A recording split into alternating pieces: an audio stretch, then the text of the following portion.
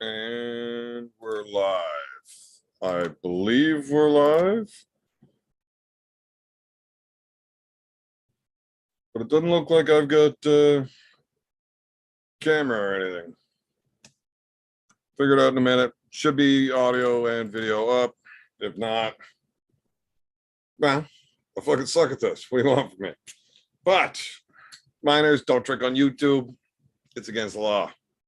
Everybody else, what's up?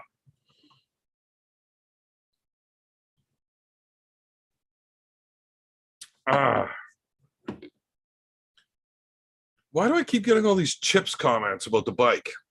No, it's not a 103 or a 187. It's a 96. But it goes plenty fucking fast and hauls my fat ass around, no problem. Yes, I am a nerd, but a bad one. I'm not very good at being a nerd. We can see you and unfortunately hear you. Fuck, that's rough. Feel bad for you guys. Like, what's going on that's so fucking bad in your lives? You got nothing better to do on a Sunday evening than to pay attention to my drunk ass being an idiot. It's rough.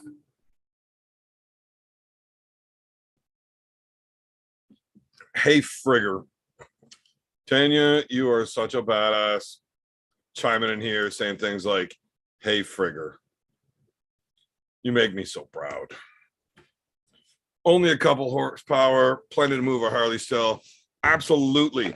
I mean, a 96 is still like a 1600. Like, it's, it's a 900-pound bike. It's fucking heavy. I haven't taken flies out without visor. Visor? What fucking visor? Like the windshield on the bike? I mean, I'm open face, so hard to say. But yeah, these chips comments, like, reminds me of what fucking movie was that? Where Buddy was talking about how he wanted to always used to ride a bike, and I think he's saying he was watching the movie Chip or the TV show Chips a lot. What fucking movie was that? I don't remember. Are you done being mad at you? When was I mad at you, Tanya? When was I mad at you? I drink a lot, so my memory's not very good, but whatever that means. In this holiday house, late, only one bottle of beer left. Oh, Marcus, that's rough. I mean, I'm not in too much better of a spot. I'm running a little light on the old pint skis here myself.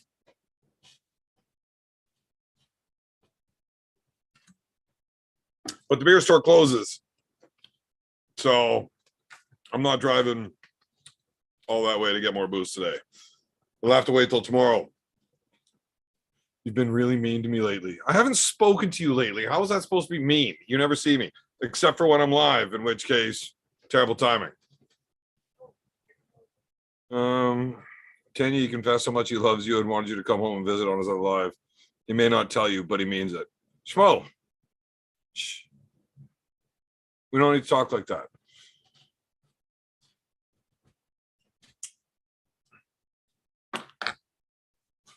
Yeah, you got attacked by a German Shepherd. There was a fucking bite hole in your arm. I was like, fuck, nice. Pretty good mark. What do you want me to say? You're clearly sending me pictures of the marks on you. What do you want me to say? Oh, honey, are you alive? I know you're fucking alive. You're texting me. You're fine. You got a little hole in your arm, but rather than that, you're okay. I know, 6-hour drive. Kid's gonna be mad, but I make up for it tomorrow night. Yes, those are my good pants. Excellent. Thank you, honey. I mean, it's not like you got your face ripped apart. Yeah, she said I was mad at her because I was mean when I said nice. Yeah, but I mean, she didn't get hurt. She had a little fucking tooth mark on her arm and a bruise on her hip.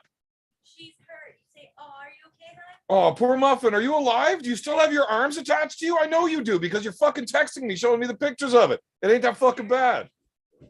You know, I once stubbed my toe on the coffee table. You didn't see me crying to her the whole time. Like, are you not going to come check to see if I'm alive? It's completely different. It's a stub fucking toe. It's a tub toe? Tub toe. Well, maybe if I stub my toe in the tub, it's a stub toe. Okay. What do you want me to do? Sorry about that. Women are a little over dramatic sometimes. What? You are.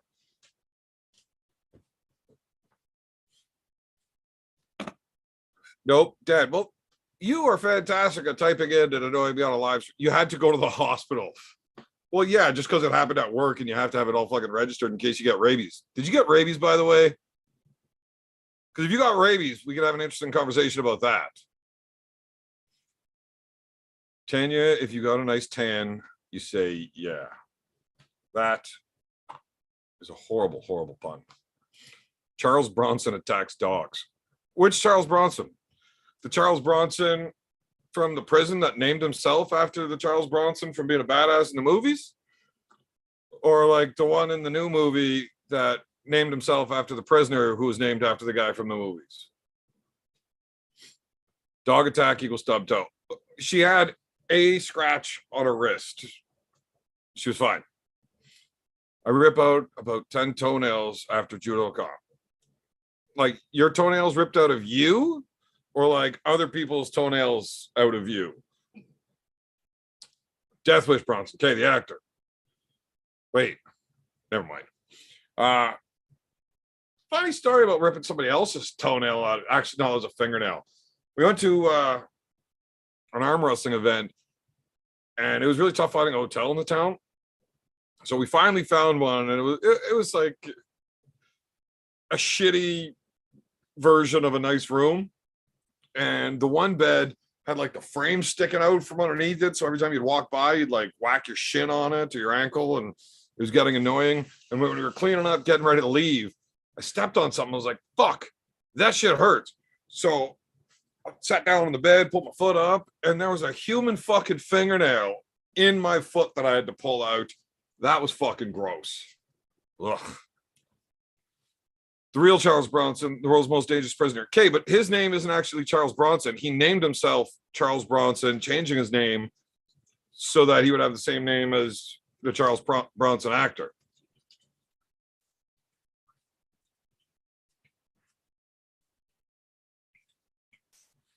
But yeah, one guy played a fucking crazy tough dude. The other one is a crazy tough dude. Like that guy in the prison, he's fucked up. How he still lock up, not kill anyone mad that. Did he not kill anybody?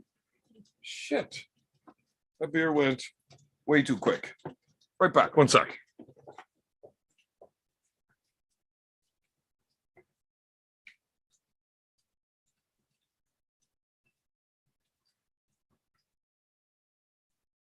It's probably a good thing that I only got like 20 beers here, because those are tasting far too good. He madman, but like life behind bars. Well, if you're fucking crazy and you feel more comfortable behind bars, fucking stay there. It's probably safer for other people. That's he's an awful far ways away from here, though. But still. PG 113. This is a family-friendly show. So what are you guys up to for the night? Anything interesting happened over the weekend when I was awful busy the whole time? Marcus, I could mail you a beer. You know.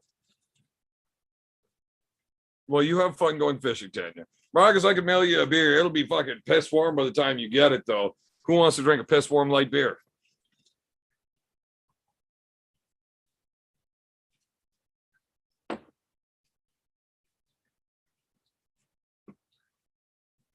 So anybody see anything fun happening in arm wrestling over the weekend? The only fun thing I really noticed about arm wrestling over the weekend, Devin doing the seminar down in New Jersey and then a big mega practice. Yes, Tanya, love you too. After the mega practice, Devin tried to physically assault Ron the Dawn, aka George. He snapped his fucking chain off. I think the internet army should be up in arms about that. Devin tried to hurt that guy. Not cool. Not cool. He should be banned from arm wrestling and practices and seminars.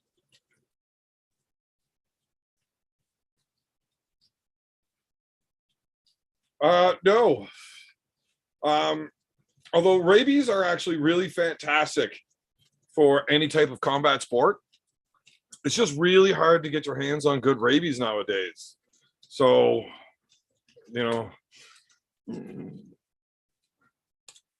no rabies for me lately. But if I could find good, clean rabies, I'll tell you what, I'd be all over that shit. Devin told the seminar the same thing you told Ron about training the other night. Beer man isn't as dumb as he looks. I don't know what he told the seminar. I didn't get to see it. Evan joined the snowflakes. Yes, I joined the snowflakes. I am the king fucking snowflake because I give so many fucks about so many things and I'm so easily offended.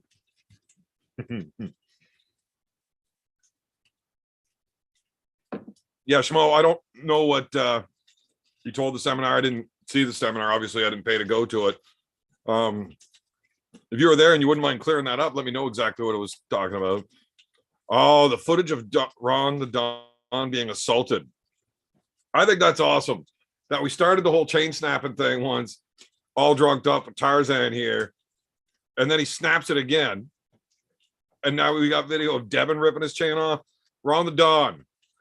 If he ever sees this, we got to see him every time he meets like any type of celebrity arm wrestler, like, you know, some of the elite guys, just get a video of that chain getting yanked. That's fucking hilarious.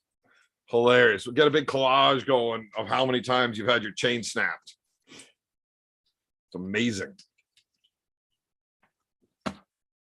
And I didn't actually get to see a whole lot of the live with Ozzy and Gabby, although I'd like to. I'll probably watch it later on tonight because Gabby's awesome. I hope she fucking crushes this shit because East versus West.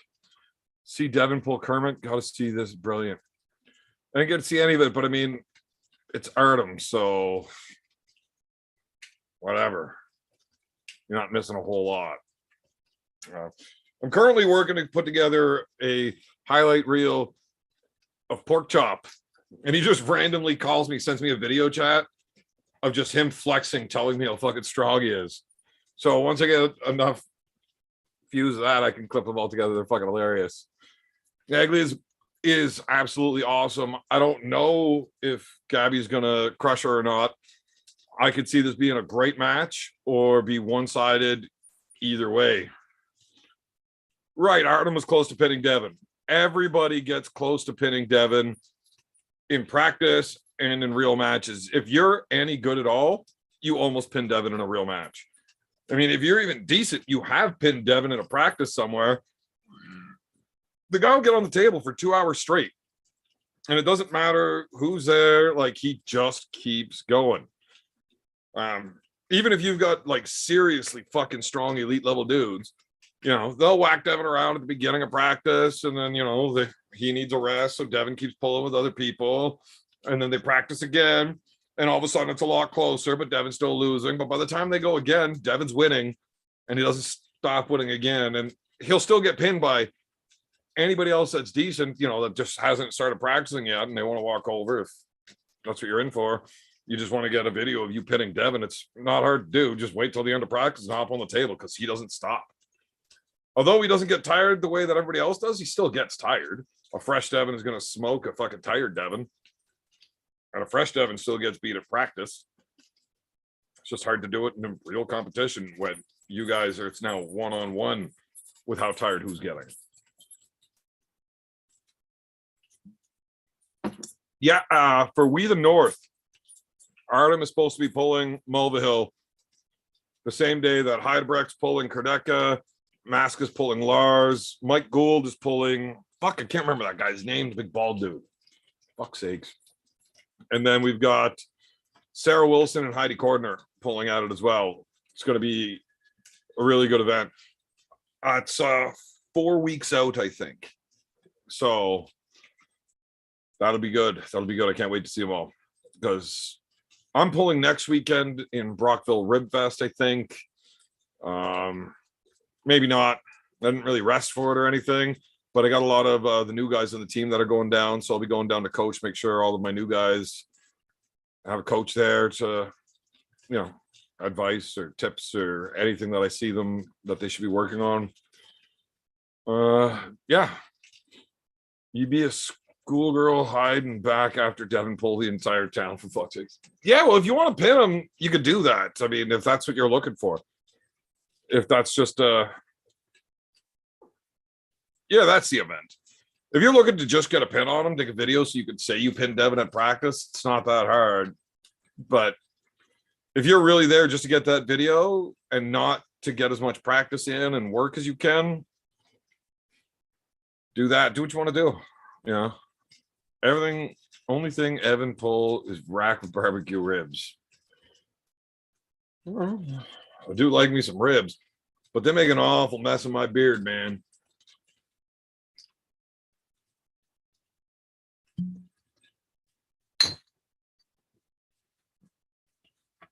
So what else we got going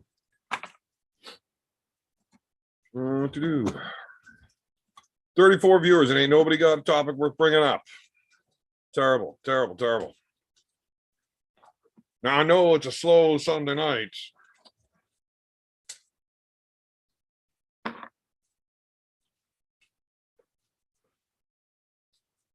But yeah, I'm sitting around doing nothing, so I might as well drink a few beers, chat with you fine folks, you know? Why the fuck not? Getting COVID again. Nah, I don't plan on getting COVID again. I do know some people who currently do have COVID or are in the hospital currently and have tested positive for it. Unfortunately, that is a real thing which does hinder people, and it's fucking stupid. And Marcus and I will be having conversations this week about setting up this trip. Well, are we East versus West done? But whose favorite matches? Which matches? I want to know from legends like Cobra, what arm wrestling table setup did they prefer? Like the round cup elbow pads from the 80s, etc.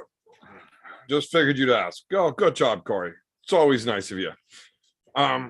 Get 420 wasted. Not tonight. Not tonight.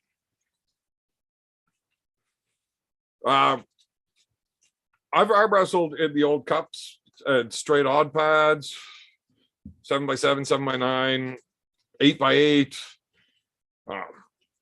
I like the traditional, what we currently have for WAF or East versus West or any of those, the 7x7 offset pads.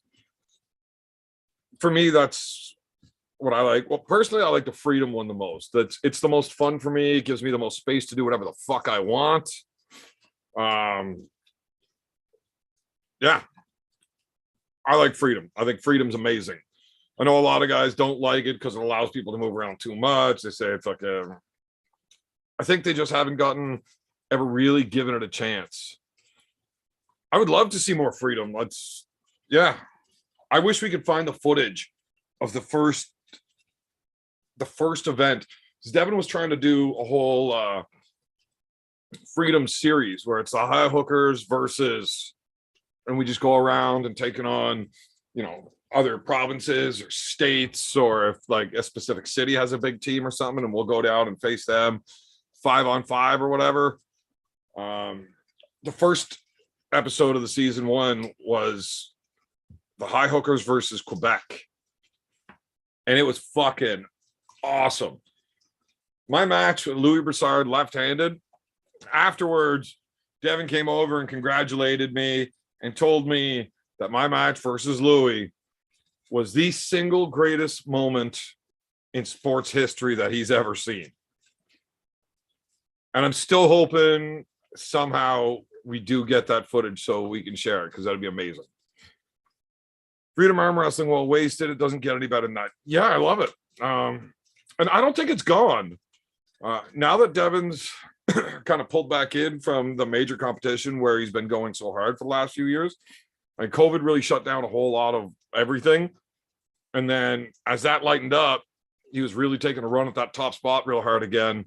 But now that, both of those are kind of behind us, I could see him really starting to push Freedom again, which is awesome. I still got a Freedom table right over here in my basement, so I'm ready to get back to work on that if we ever get the chance, because I love it. You don't have to be a fan of freedom. You know, everybody's fan of whatever they want. I mean, you like being oppressed and told what to do, and I like not having a whole lot of rules and doing whatever the fuck I want. That's why I like freedom. Two guys, we decide when we're good to go, when we're ready, and you're not restricted by the 7x7 pad. But we can move all over the fucking table. Plenty of ways to win.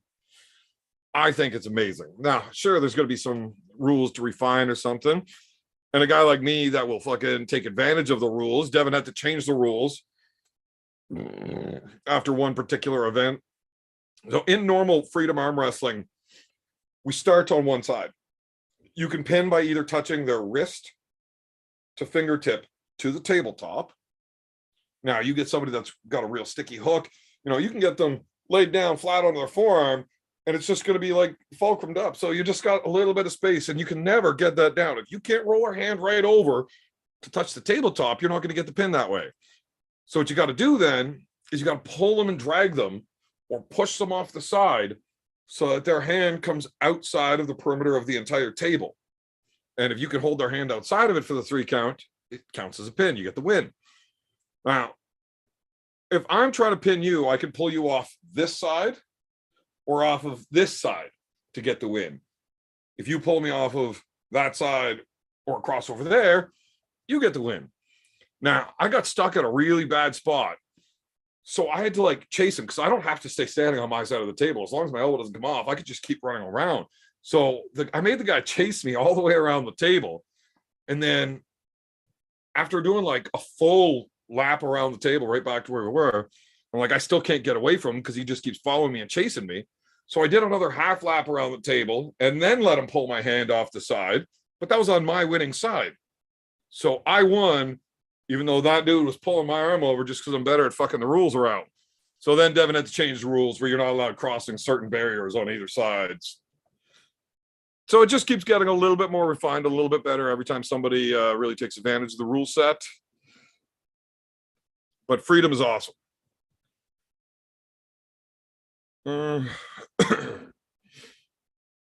Someone named FireQ2 trying to get a hold of you. What's your call? No idea. Do you ever sleep? You are everywhere. Marcus is always everywhere. I will sleep soon. No beers left. Marcus, get into the whiskey then. During the normal arm wrestling tournament, run a side event of freedom alongside so more arm wrestlers can try it out and get some rankings for that too. That's not a bad idea at all. That could definitely help push that.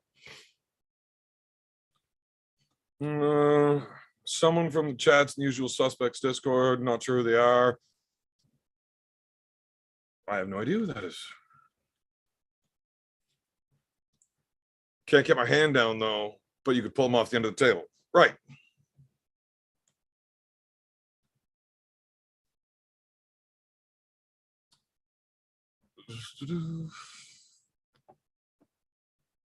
Yeah, but you can't cross. Yes, well, you used to. That's why you're not allowed crossing all the way. Because I did. Get into the whiskey and give me more money. Marcus should definitely get into the whiskey. If he runs out of beers, there's always booze. That's what I'm gonna have to do when I run out of beers. I got some gin, some rum, some vodka. We'll get into something. I meant as a spectator, I don't enjoy freedom. I don't know why. Matches are longer on average for sure, because you get to start in places, and if you don't touch all the way to, there's no 4-inch high stop. It's all the way down. So it's I like it. I really do like it. And I've seen some fucking wars on it. And you take a run at somebody, you can really put them out of position. That whole first event, Alan killed Louis. I crushed Louis, but I made a good show of it. Marva Hill beating Steve Morneau was awesome. Carnegie beat Paquette. And Donnie versus Gavi, although Gavi's a complete fucking cunt, that was a really, really good match to watch. Like, that whole fucking table needed to get soaked down. Like, it was disgusting.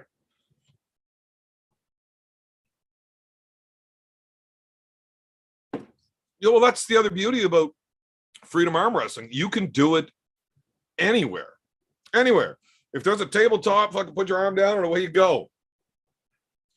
There's no reason for it. Freedom arm wrestling is to regular arm wrestler like MMA is to kickboxing. There's more options and strategy. It is. And traditional kickboxers or boxers are like, I don't like MMA because there's all this fucking stupid bullshit. But to people that really like MMA, it's far superior. It's just how it is. I love it. You don't have to. I would like to see more of it, though. I'd like to see more of everything. More competition is just better to watch. Like, you run out of things to watch, then what do you do? More events is better. What do you guys think the best match coming up on East versus West is? I really like the Gabby match because I love Gabby. She's my favorite. It's like backyard MMA. No, it's not. But MMA used to be like backyard fighting back in the day. It just needs a bigger push. That's all. Yeah, I love kickboxing. I love boxing. I love wrestling. I love jiu-jitsu. Judo's for fucking weirdos, but I mean, everything else, it's awesome. Gabby is thick as fuck, boy. Yes, she is. Yes, she is. Freedom on 25-yard long tables. Legs matter. Oh, man. Nobody wants to bring leg day into arm wrestling. That's just some bullshit. So if you want to fucking hop on here, brother, absolutely. Send me a message on Facebook. I'll shoot you the link. Hop in. Absolutely. Bro, you lost to Ryan Bowen. No, I didn't. Wasn't me.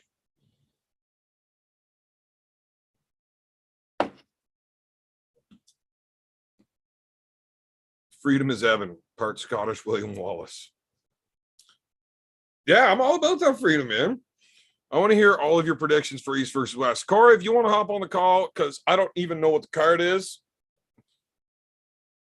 but we could definitely talk about it. Juji murdered Devin's legs that day years ago. Yeah, right before the bottom 8. He went hard on that. Oh, God. I hope the beer wife is watching. I'm out of smokes. More UJ talk that's still going on. There's always Uncle John talk. I love that guy. Love that guy. Especially that last match. All right. Let me figure out how to do this. So I hit that button, invite, copy invite link, head over to Facebook, search Corey.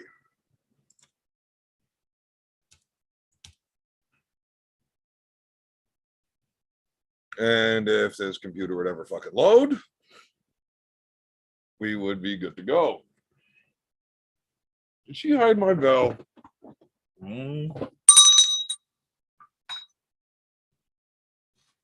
Corey, what the fuck? Why can't I find you? Oh, honey, I'm out of smokes. Can you grab me a packet in the freezer, please? There we are. Uh-oh. And there. That should get that done. And then we come back. Wait a minute. To there. Pull this back up. Yeah. Now I'm still waiting on salt. I think the whole card is awesome. Can't pick a favorite. There's a lot of good ones.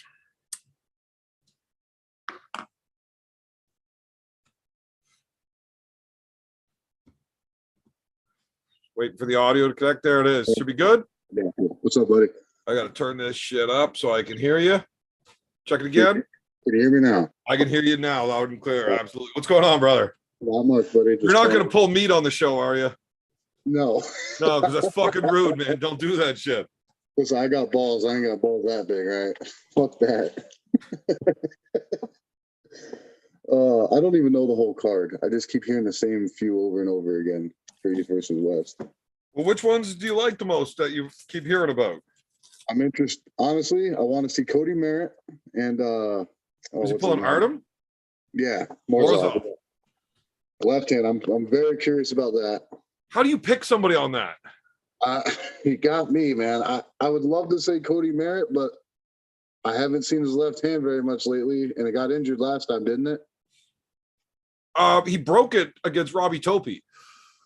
Yeah, and still won, which is pretty amazing to me. Yeah, like he just kept pulling through it, like Fuck didn't that. slow him down. But I mean, up until that point, he was just like Rockstar crushing it with that left. Mhm. And I think he was supposed to be pulling Artem Morozov left-handed, Yeah, and then he had to pull out because the screws were like coming loose, Yeah, and it was just causing him way too much pain. He couldn't train. So I'm very curious to see how that's coming together. If he's fully healed, I could see him winning. But then again, I don't know. Artem's a fucking freight train, so If he was fully healed, I could still see him losing. yeah. See, that's the problem. I'm just hoping he comes in at 100% and we find out, because Morozov, the dude is so young. Mhm. He's a fucking giant dude. Yeah, he really is. Fucking enormous. The first couple of times I saw him, like, okay, he's a pretty dope guy, and it's like, oh, what is he, like 6'4", 6'5", right? Fucking massive. And he's carrying like fuck all for body fat. And he just puts on 10 pounds every time we fucking see him. Yeah, He's fuck only that. like, what, 25 or something? I want to say something around there. Yeah. Yeah. I'm about Dude to is drop super fucking impressive. Who the fuck knows where he's going to end up? I don't know if he's there now, but I'm betting he will be there very soon if he's not. So I think I'm about to hop out the supers in this case. Like, There's an awful lot of reasons to hop out of the supers in the beginning. Like, you can only go so far before you run into one of these fucking juggernauts. That's for sure. And I mean, Morozov is still, there's still climbing. bigger, And better fat. dudes than that. If you want to be the best and you're staying in the supers, Might have to get like 400 pounds. there's still a bond there. The fuck are you gonna do about that? No freaking clue, man. Get out of the supers if you can. So yeah, I think the Brandon Allen got the point. We should open up a 275 weight class. 275 is pretty big. Like, it really is big. I like the 265, like that UFC cutoff. A 300-pound dude, unless he's fucking walking around with like fucking 4% body fat, he can get on a diet a little bit and then cut some weight to make a 265 weight cap like anybody else. And it stays in with nice kilos. Yeah, that is true. I don't know. Listen, I have to say I would love for them to cut another heavy class in there. The 243 up kind of sucks. Well, still, I mean, even at 243, look, you would have no problem making 243 if you were really concerned with it. You know how hard it was for me to get a 280? Yeah, but you're still fat. True. All right. I'll give you that. Not wanting to go any further than that and not being able to are not the same fucking thing. And I get it. It's going to be harder now. Like, you really have to have your diet on point. There's no fucking around. But, I mean, if you want to do it, I could if I on you. really wanted to. You got to be a big fucking dude not to be able to make 242. But 242, I'm still okay with a 265. And that's still letting a lot of huge dudes cut down, I just have to say, with all these monsters coming out over there, it's going to happen sooner or later. Like, that's just, come on. I think it comes with how long and how big the sport gets. If the sport's not big enough where you're ending up with too many dudes in a super heavyweight class because of the unlimited weight, you just got so many guys that they're like, fuck, we got 15 to 20 guys in each class, and all of a sudden we got 50 in this fucking class. We got to cut this down. I see your point. I see. All right, and we got a super chat here. Michael Todd version 24.0. I finally got motorcycle licenses, and I'm going to buy a new Harley next year or here next week. Licenses. What is your opinions on the Road Glide, and what is your favorite? I think the Road Glides are fucking badass. Awesome. Awesome. I got a couple of buddies with Road Glides. Mhm. One's got the 128 in it, and the other with the 131. Those things are fucking monsters. The fuck do you need a 131 in a road glide for? Because he can. Why not? Because he can. Because when anytime the guys are fucking out on a tour, if somebody wants to show off, he's like, fuck you, get behind me. Pretty much. That's about There's it. nothing you can do about it. That's pretty much the only reason. But who the hell needs a motorcycle license? Screw it, just get on and go. I never got one, so. I never bust my balls for it, so. Well, the first time you getting shit for it was like, it kind of fucks with your real license that you need. Yeah, I suppose you're right. I mean, it all comes on the same fucking license card here. Like, fucking, Yeah. you lose that one, you lose all of it. Like, it's the same license. So I can't fuck around with that. I need to be able to drive. Listen, I drove uninsured and unregistered for like 5 years on my regular vehicle, so I just didn't give a shit.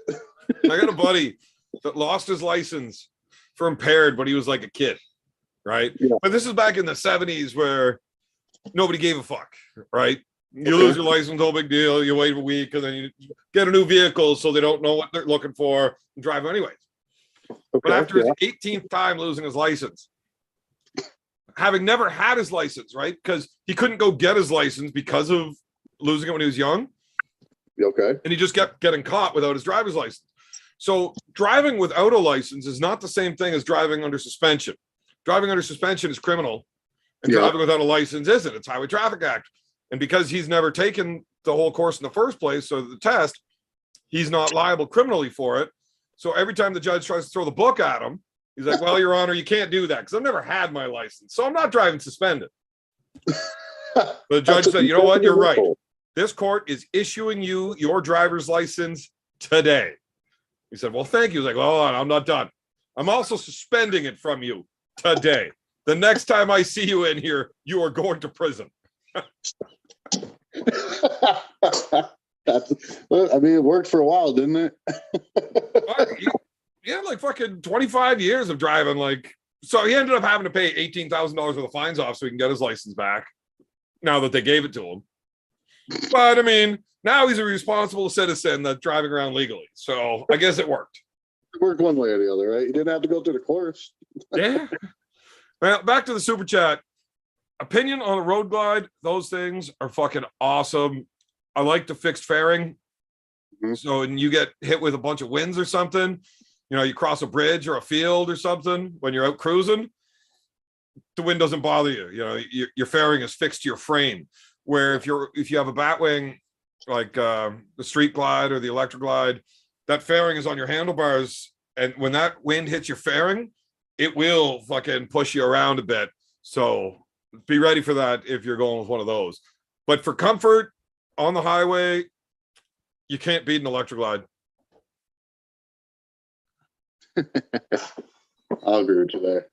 Like it's fucking Cadillac, man. You're out there fucking cruising around in your fucking road couch. It's awesome. Oh shit. I wouldn't, as much as I would like a Road King or a Road Glide, because I love them, and they just look mean, right? With the I think they're amazing. I want one, but I would never be able to be on the highway with that. I would never be able to give up the comfort of the electric glide. No, definitely not. I'd also like one of those fucking cholo riders for just cruising around in town too, you know? Oh yeah, lower it, stretch it, fuck it. Yeah, but again, I'm not going to be out on the highway on that. No, you wouldn't want to. No, I like the comfort. If it starts raining and you're fucking, Jesus. No. Yeah, I'll take the electric glide for the comfort all day for sure. Outside of that, though, yeah, Road Glide is a fantastic machine. Definitely.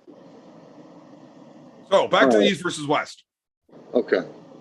What's next on there? I didn't even pick a winner. No, you didn't pick Perfect. a winner. Move on. I have no idea, man. Listen, that could I go think one Ingen of either way. Ingen makes great matchups. He really There's does. an awful lot of fucking matchups that, like, I don't know. I'm pretty good at picking winners on these, Mhm. but there's so many of these that are just I fucking don't know. Like, I could see it being a war, and I could see it going 3-0 either way, real easy too. Like, I got no fucking idea. I can't wait to see it. What does Morozov do left-handed? He hooks left-handed, right? No, Or he smashes. No, he smashes. I don't know. Look back, find him in a match in the last 3 years where you can show me what he does. He smashes. It's pretty quick. I mean, it's kind of like a high hook. He's inside, but not in. Like, he's not supinated while hooking. It's like kind of a high hook from a low spot. He fucking smashes. What does Dave Chafee do? Smashes. Right. Much, he gets a grip on you, he just goes. Every now and then you see him where he gets into a hung up match, and that could be either inside or outside. But we know that that's not what Chafee was trying to do. That's just where he got stuck. If he was doing what he wanted to do, he would be smashing. True. Very true. Yeah, so that one, no idea. I'll say like 55-45 Cody.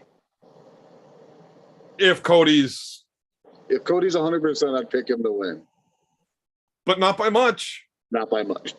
So it'd be right around the area, 55-45, 51-49. Like, yeah. Well, I didn't want to say that and sound like Christian Binney's voice, but I had to give some edge somewhere, I guess. Gabby and Egley. All right, so I feel like I know who Gabby's pulling, but I can't picture it in my brain. Well, you're gonna have to look her up some point. She's fucking awesome. Yeah. Again, I'm in the same boat, leaning Gabby, but I don't know. Well, I had heard earlier on, what was it, The Fix? Gabby's coming at 95 kg. That's a thick girl. That's a big girl. Thick. I love her. I love her. She's my favorite.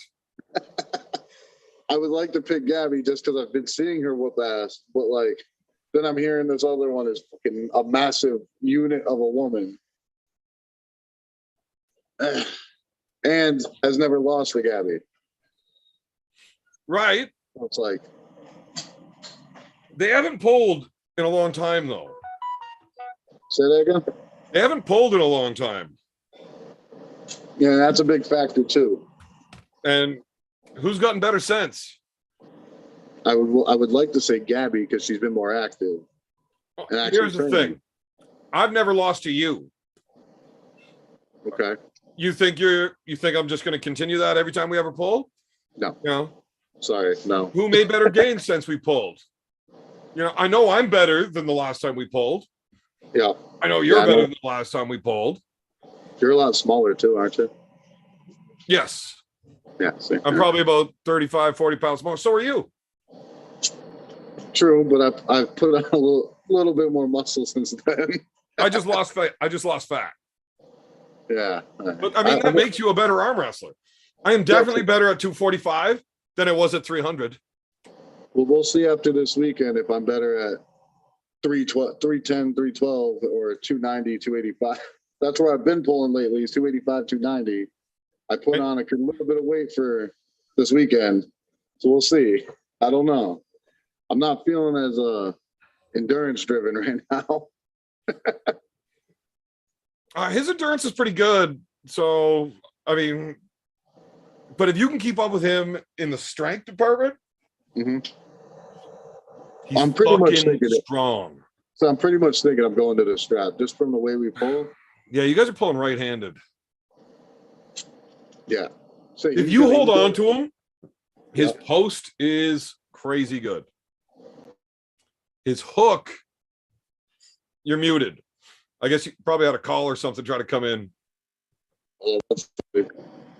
Somebody try to call, mutes you. Yeah, exactly. Yeah. So his hook is not great right-handed. No, it doesn't look it. No, I watched some of the guys like Mulvihill. He's pretty fucking good everywhere. Yep. Well, trying to top roll with Austin right-handed, not so much luck. Yeah. But to drive it in, he held him like pretty fucking comfortably. Okay. That's good to know. Actually, I was almost figuring that's probably where I'm going to have to go. I'm way more side pressure driven right-handed, so we'll see. Well, it's not necessarily about you getting into a hook. You need to make him. Yeah. And it's not the same thing, right? Just I pull with Alan Ford, and when he hits that high hook smash, I am always into a hook, whether my arm goes down or not. The difference is if I can get his arm turned into a hooking position for that high hook, I win. And if I can't, I'm in a hook, but I'm losing. I need to make him hook. True. So I mean, you're pretty much almost nailing what I'm thinking I'm going to have to do. I don't get me wrong, I'm going to try my bread and butter first, but we'll see. what's that bullshit flop press? No, listen, I don't do that anymore, okay? Wait, let me rephrase that. I do that if I'm trying to slip out and I don't think I can get up and out of your hand. That's the only time you'll see me do that now. Oh man, I would never do that to try to get to the straps. It hurts. But not if you do it faster, though. I suppose. All right, we got a super chat. We got a super chat from Sean Crowther. Corey, how heavy were you in Vegas? I was like 294. 294. Vegas. Who did you pull in Vegas? Oh, was that when you pulled Derek at the? I pulled him left-handed. Yeah. And then I beat Cody Merritt. I beat Crowther right-handed. A couple other names. The kid that just beat Underwood at Michael Todd's thing, I beat right-handed. Who's that? I'm blanking on his name now. Devin Guthier or something like that. He just pulled Underwood at Michael Todd's last event, beat Don. Doesn't everybody beat Don now? Like, isn't he just a punching bag for people at this point? It seems like he the first couple of rounds he put some stingers in real quick and then he dives down real quick now. Like he gets he's pretty quick still for an old fat guy. No, it doesn't seem like he has any endurance left is his issue. No endurance, and he doesn't have the same strength levels that he used to. Yeah, like he gets that first position where he used to be good and then dies out. It doesn't have any of that finishing drive anymore. Which it's kind of sad to see because I used to like watching the arm wrestle. Now it's like, okay, like, what are you doing, buddy? Like, I think he's probably the most overrated arm wrestler in history. I'd love to get him on the show to talk about it. I wouldn't say completely overrated, but there was a time where he was definitely overrated a little bit. Well, I mean, there's a difference between you and I. I'm smart and you're you. I don't blame you. Your dad's a Democrat, right? Hey, not my words. Not my words. Yo, do you know how much shit I'm taking if I don't beat him? If I don't beat Austin for saying that? Like, I know, I love it, and I stir the pot on every chance I get. I had no like pressure before that night, and now it's all for my father. Man, he called your dad Bill Clinton, then pulled meat on him. Like, you gotta win. I know, right? Like, just spotlight on me. Fucking hang your head and don't come back. Pretty much. I'm gonna have to like just move out of state, change my last name. Well, aren't you guys moving out of state anyways? He is. I just picked up a house up here, so. Oh, you're staying up there? Yeah, I got my kid up here, so I can't go 30 states away, you know. Just take the kid with you. No big deal. That's harder. That's easier. I know. Crossing state borders with a stolen kid, it's rough. Don't do it. You get in trouble. I'm not telling you to steal a kid and move away. Is that the part of the YouTube? Get permission. Is that part of the YouTube disclaimer, right? Yeah.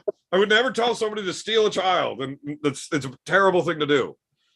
But I mean, if it's your kid, you just like tell the kid's mom, like, look, I'm moving here. I want to take the kid. What do you think? Yeah, right. You don't know my ex-wife. Doesn't matter. I know all ex-wives. I know exactly how that conversation goes. Plus, record it. I want to hear it. Yeah, okay. I mean, not on YouTube. I know that's never going to fly, but like, I still like to hear it. I'll just send it to you Messenger. It's okay. Yeah. Right. And then I'll put it on YouTube illegally. Yeah, sound clip it, a little bite here, a little bite there. Yeah, well, we'll just like put the voiceover of that onto your match with Austin. So we can see you taking a fucking whooping visually and audioly. Like, it'll be great. Be fantastic. Absolutely fantastic. Yeah, you can't lose, man. Can't lose. Because that's bad for you. So, Pretty much. what else was on the East versus West? Did Let's you see. see Prudnick's rap? I don't want to talk about it. I nearly crashed my car. All right. I was just scrolling through little sound bites and then that came up. I was like, what is this? And then he just, no. No.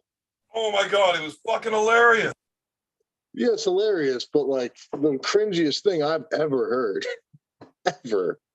What is this cringy thing you kids keep talking about? I don't know how to describe that. You kids. How old are you, Evan? Older than you. No shit. How old are you though? 38. All right, you're 10 years older than me then. All right. Not that Quite old enough to be your dad. No, that'd be a little concerning. And Ron the Don in with the super chat. Just showing love. Cheers from the concert. He is watching Sublime and Incubus play right now. Last I heard, he was out in the parking lot tailgating it up.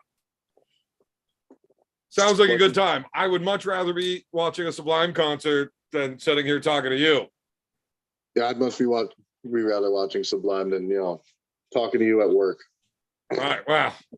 Better than sitting at work not talking to me, I guess. Actually, Hey, listen, working. I'm getting paid for it. It's fine,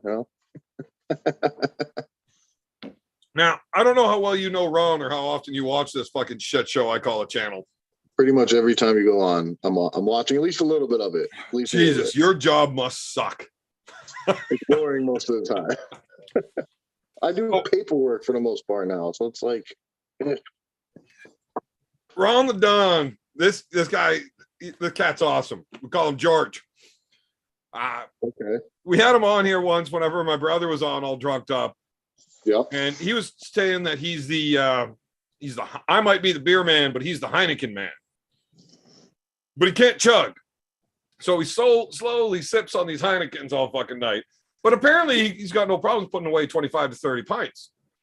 I mean, I don't like chugging either, so I'll give him that. Don't like it or can't do it. I could do it if I really want to. I just don't like to. I can do it and I'm goddamn good at it. But I don't try to chug beers. Like I chug beers when people super chat in for me to chug beers kind of thing. Rather than that, I just sip my beers at the pace I like. I just happen to like drinking them fast because they taste good. Okay. But either way, we got them all hammered up and we were giving them a fucking hard time about something, one or another. And one of us convinced him to take his chain and rip it off to show us how strong he was. Okay. And then he got the chain fixed and he's ripped the chain off like 3 times on the channel live. And I laugh my piss hole off every time he does it. Okay. He was just in New Jersey at the seminar that Devin was doing. And he got a video of fucking him and Devin, they're like taking a grip in the air. And all of a sudden, Devin just reaches up, grabs his chain, snatches it off, and walks away. So now everybody is fucking up in arms. The whole internet full of snowflakes, up in arms. Devin needs to be banned from arm wrestling. That was an illegal move. He tried to break his neck. He was trying to hurt him. Okay. Not the same fucking fuckheads that were trying to get Uncle John banned, but like the funny ones that were making fun of the guys that were trying to get Uncle John banned. That is fucking stupid. Yeah, I'm pretty sure everybody I've read a comment from about getting Devin banned for trying to attack him. I think they're joking and making fun of the other fuckheads. But I mean, it's hard to tell. There's no context in text, so I just assume that the people on my channel aren't retards or aren't that kind of idiot. Just gotta wait till Pradeep gets on it. If Pradeep gets on it, then I don't know. Devin might get bullied into quitting arm wrestling. Being banned. Banned for life. Fucking chain snapping piece of shit.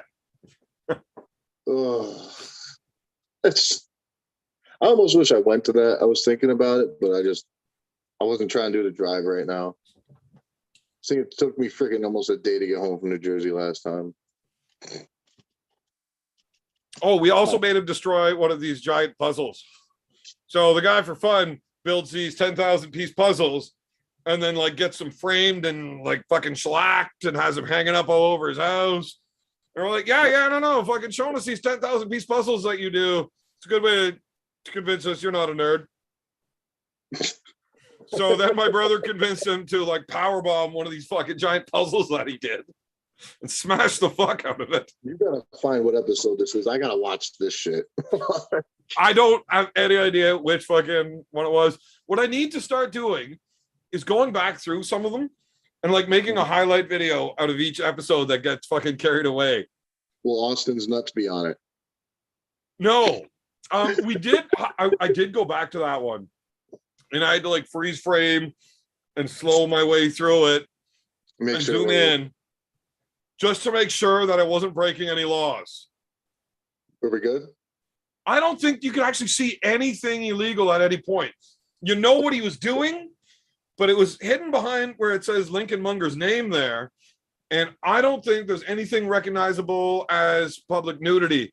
I think what he did was he started to do it, and it just got to like the, where there should be pubes area. You know, he got to there and fucking Lincoln shoved him. What the fuck are you doing, man? So I don't think he actually did it. Okay, that's good. All right. He probably actually did it off camera at least. I guarantee it came out off camera. Well, here's the thing. I don't like that I know what that guy looks like without pants on, but I know what that guy looks like without pants on. Why the fuck do you know what he looks like without pants on? Because after this whole incident, somebody, I won't mention who, decides to send me the picture, be like, trust me, you would have noticed if you saw this. Like, holy fuck. Oh, God. Yeah, Okay. no, somebody would have fucking noticed that thing. That's for goddamn sure. It looked like a fucking baby arm. With knuckles and everything. I don't know what those little fingers were at the end, but they're fucked up. You know I'm going to be staying at the same hotel as this fucking guy. Great. Okay, great. Oh my God, I'm going to have to send you the picture so when you go to grab his hand, No. just know. This is going to be fantastic. All right. Just to tell you what, don't agree to like a prison rules matchup where the loser's taking the bottom end in the shower afterwards. Listen, I'm quite happy with what I have, and I don't need to see a baby arm, okay? I don't need to see it. Fucking guy. Yeah, it's fucked up, man. It's no wonder he talks about it so much. No. All right. I think that's why he works out so hard so he can get so big so he doesn't look funny.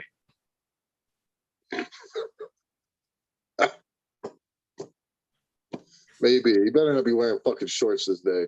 Oh man, he's gonna be wearing tight gray sweatpants for you. I got to see him the day before too with the way. It's great. Oh, no, that dude can't wear shorts, I'll tell you that.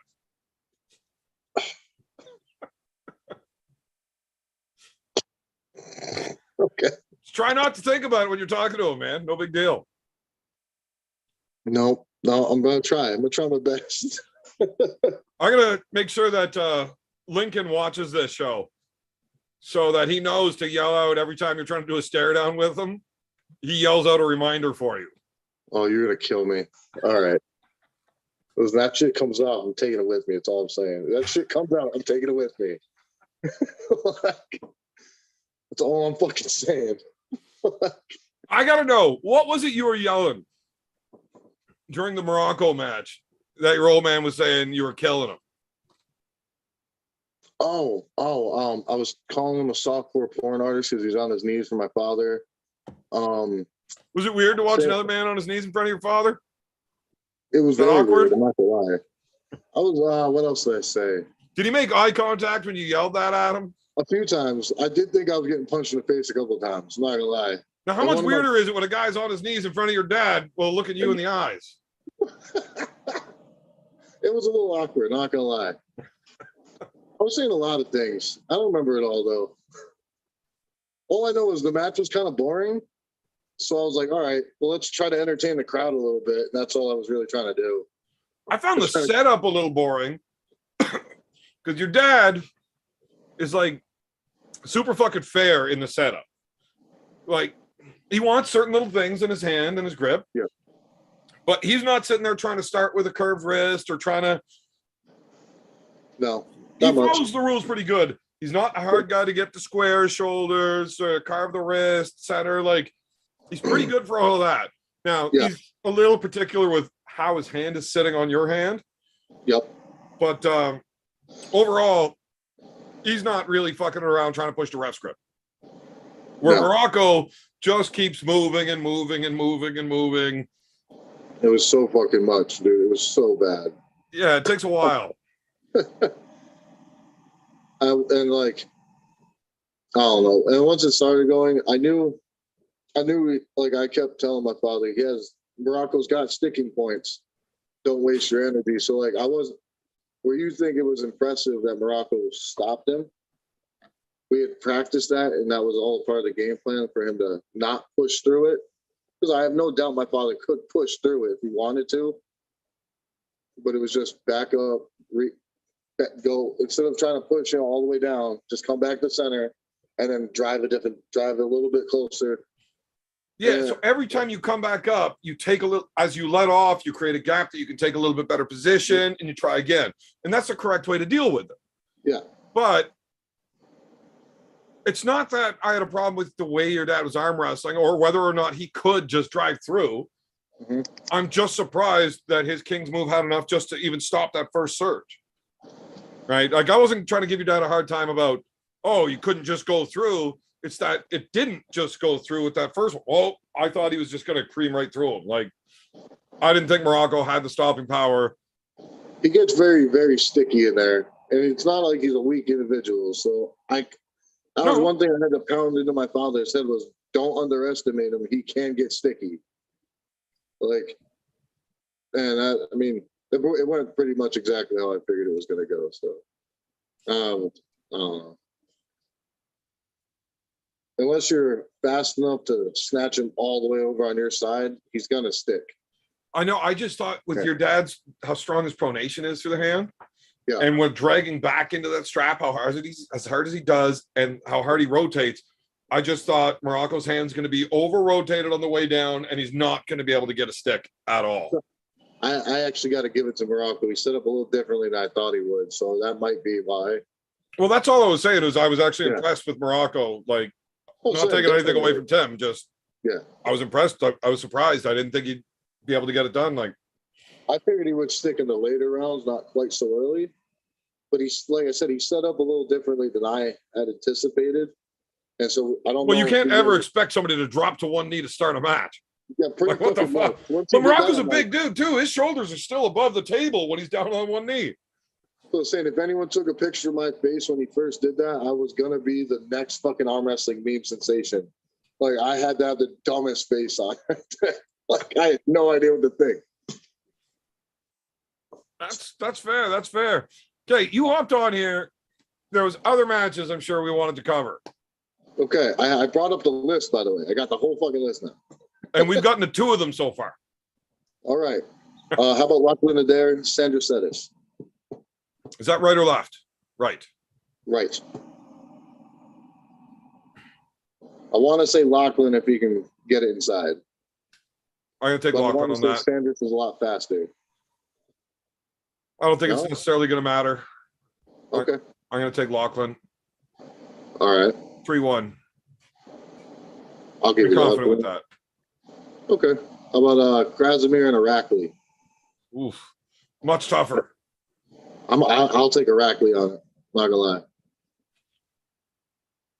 Now, Irakli got crushed by Todzilla. Yep. Krasimir got crushed by Todzilla last time they pulled. It's true. I think even worse than Irakli did. I want to say I'm a 3-0 Irakli on that one. Now, Irakli and Marcio was a pretty good fight. Out of the straps. Once it was in the straps, it was done. Right. Marcio won. Well, he lost the first round on fouls, but he looked like he was in the driver's seat. Yeah. And then into straps. Irakli ran away with it. Yep. I think Krasi is better in the straps than Marcio is. I can agree with that. Yeah. I don't think this is going to go 3-1. I think Krasi is going to take. He's got to be the underdog, but man, I like Krasi in this one. I do. Yeah. I do. The dude's a fighter, man. He And is. he's good everywhere, and he can fight a long fucking time.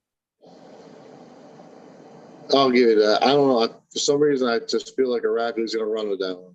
Irakli should be the favorite, I think, but I don't know. There's just I got a feeling Krasi's going to get it done. I'm not a fan of either of them, really. And why not? I just, well, I mean, Irakli's Georgian, and Okay, I'll give you that. All right. I don't really think I'd get along with anybody I'm not allowed to call a pussy.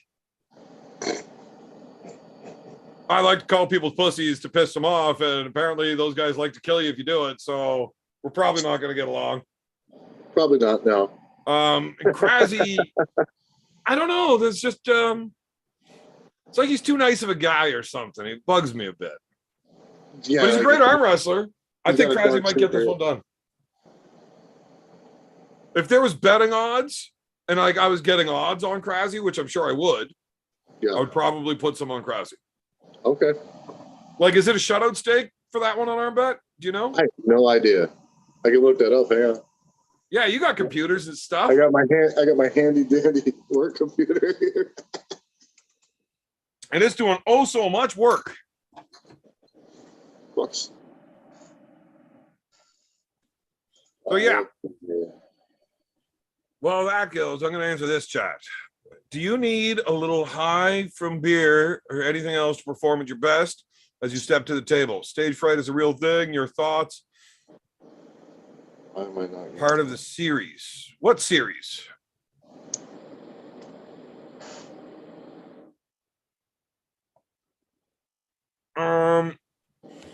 So beer with me. I like beer. You know, it's not a secret to anybody. There we go. For competing, I do like having a few beers in me. I don't want to be like hammered drunk when I'm arm wrestling. That's obviously not going to be good for me. But I have a couple of beers and I don't care about anything else. I'm focused one-on-one on this match. And I'm willing to fight a lot fucking harder to win or to avoid losing, maybe.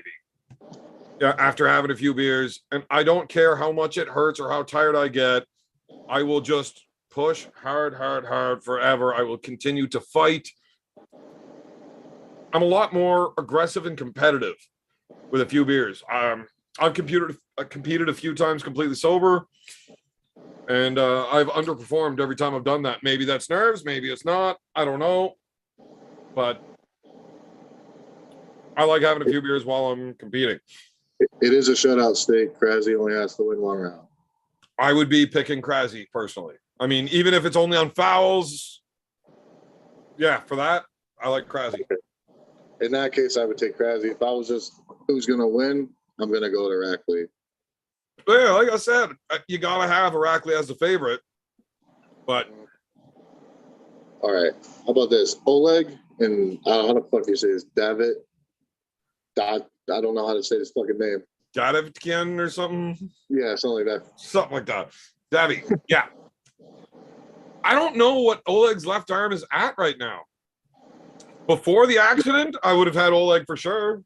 Until I see him lose left-handed, which he hasn't because he pulled in the first East versus West, right? Yeah, but against a smaller dude where before the accident, he was taking all the bigger dudes. Yeah. So I won't bet against him until I see him lose left-handed. I would have to say I'll give it to him on this one. I wouldn't bet on that match at all. Just not familiar enough. Yeah, I don't even know. And I don't know if that's really an East versus West match. Who's from the West? You have Ukraine and Armenia. Yeah, so it's on the East versus West card, but who's from the West? Well, I don't know which one's more West. Is it Ukraine or Armenia? Yeah. I don't know about geography right now. So I just wouldn't bet on that one. That's not East versus West. That's East versus East on the East So- versus West card. So is the next one, which is Bojidar and David Samusha. One like that, which is Bulgaria and Georgia. Which one's Bojidar? Bulgaria. I'll take him. All right. How about Corey Miller and Daniel Pro? I don't know how to say that either. Propucius? I don't fucking know. Popofka? Something like that. I don't know how the fuck they say that shit. I can't think how the spelling is. Somebody fucking type that is. Procopciuc. Can you just type it in the chat for me so I can read it? No, because I lose access to the chat when I come on with you. Well, somebody in the chat is probably going to hear that and do it. I gotta go send this link to No, who's coming on? Nanya. John? Oh, Nanya. oh, None this is your my father. fucking business. It'll be my father, isn't it? No. Well, say don't do that because I literally just F you button to be called. No, I mean, I'm not opposed to your father hopping on here. I like talking to your dad. But He's at work in the middle of nowhere right now, so I don't know. yeah, no, I didn't send him the link. Usually I get talking to him beforehand if we're gonna have him on. I also don't like eating up all of his time. I know he likes sitting around shooting the shit too, but Pretty yeah. much. I don't get on here enough. Prokopchik. Cupchick. Is that how you say it? Okay. I don't know. That's a Prokopchek. Prokopchek. Kupchek. I don't know. People are fucking like phonetically spelling this shit for me. Did I put the emphasis on the wrong syllable again? What? Yeah, I must have. I don't know. Just because Corey Miller is from the United States, I'm out to go with him. I want Corey to win. I'm cheering for Corey on that one. Corey's fucking awesome, and he did really well with Giannis. Yeah, I gotta, and he has my name, so I gotta go with him. I mean, as far as I hear, he's a pretty big underdog in the match, though. For guys that follow those Eastern guys. Let's see, what's the stakes on him? Charlie. Where the fuck is it? I don't even see him on here. Is he not even on the stakes? He's not even on the stakes. Well, apparently he's such a big underdog that Devin didn't think he would even get anybody to fill the block. Alrighty. What are you going to do against that? Who else we got? Marcio Barboza, Arif Artem. Arif Artem. Sure. I'm gonna have to go Arif. I'm not gonna lie. I'll go with Artem, yeah. Yeah. Marcio can pull something out, but Marcio. Just looking at it for what it is, I'd have to go with Arif. I just don't understand how the guy can have WAF titles, have pulled at the highest level in the strictest reffing for so long, gets a couple of years in the WAL, and he can't keep his fucking elbow on a pad anymore. Like, just doesn't care about it. Hey, Jeff, what's going on, buddy? I don't know. He just doesn't care about it. I can't see Marcio winning a competitive match against anybody currently over in the East versus West series if he can't control his fucking arm. Very true. I'll give you that. Got a problem with it. Who else? Dave Chafee, Artem Morzov. Right-handed. Chafee. Yeah. By smash. The only way I'm seeing Morzov win is if he can drive him into a hook and Chafee does not transition well. Yes. If Chafee doesn't smash and he doesn't transition, it's just like when he pulled Gennady. He didn't transition and then he wore out and then lost. If the same thing happens there, that's the only way I'm seeing Morzov win. Yeah, I can't see that really happening. Morzov's right is not as good as his left. It is good, but I don't think his right hand is at the Saul saying that Marcio is not in East versus West. I'm looking at it. Hold on. He's reading the matches, man. I'm just fucking throwing out my guesses. Well, so I'm reading it right off the East versus West. Sports Room, East versus West. I'm looking at it. Oh, the Marcio is canceled from the injury at last event. Okay, well, screw him then. Fuck him. So it's still up on the page, just not Yeah. Okay. because the match is canceled. Okay. Okay. Well, then Marcio's definitely not winning, Mhm. but for a different reason now. But he's not losing, so I mean, so he doesn't have to worry about his elbow for now. We got more time to correct the elbow fouls. But yeah, I think Chafee's going to be smashing this. It's a 99% chance in my mind Chafee wins. It's just that 1% that something similar happens, and let's just say Morozov is upped his game enough right-handed. I'm giving it a 99%. All right, Chafee here. How many matches are there on the card? 1, 2, 3, 4, 5, 6. 14 without Marcio. So 15 matches on the card currently, even though one's canceled. Yep. We should have a betting line over under whether or not I drink at least 2 beers per match while it's on. Oh boy. All right. Okay. I'm going to win this one. I think you definitely would win that one. What other matches are on there? All right. Next, you got Derek Smith and Rivaz. Rivas. Rivaz. What the fuck Lidsky. ever. Fuck Georgians. That's the dude that beat Michael Todd in their last one. Yeah. Yeah. He's. It's hard for me because I know what Derek Smith is capable of if he's training correctly. Well, he's not coming into this one on short notice like he was his last one. Very true. He had time to prepare. Oh, that's a hard one. I don't know. I'm going to make it easy for you. I'm going to take Derek. Although I am definitely giving into my bias on this. I just really want Derek to win. I was going to say, I'll give him a 3-2 just because he's from the United States. That's it. That's what he's getting for me. And I like him, so he can have 3-2 win.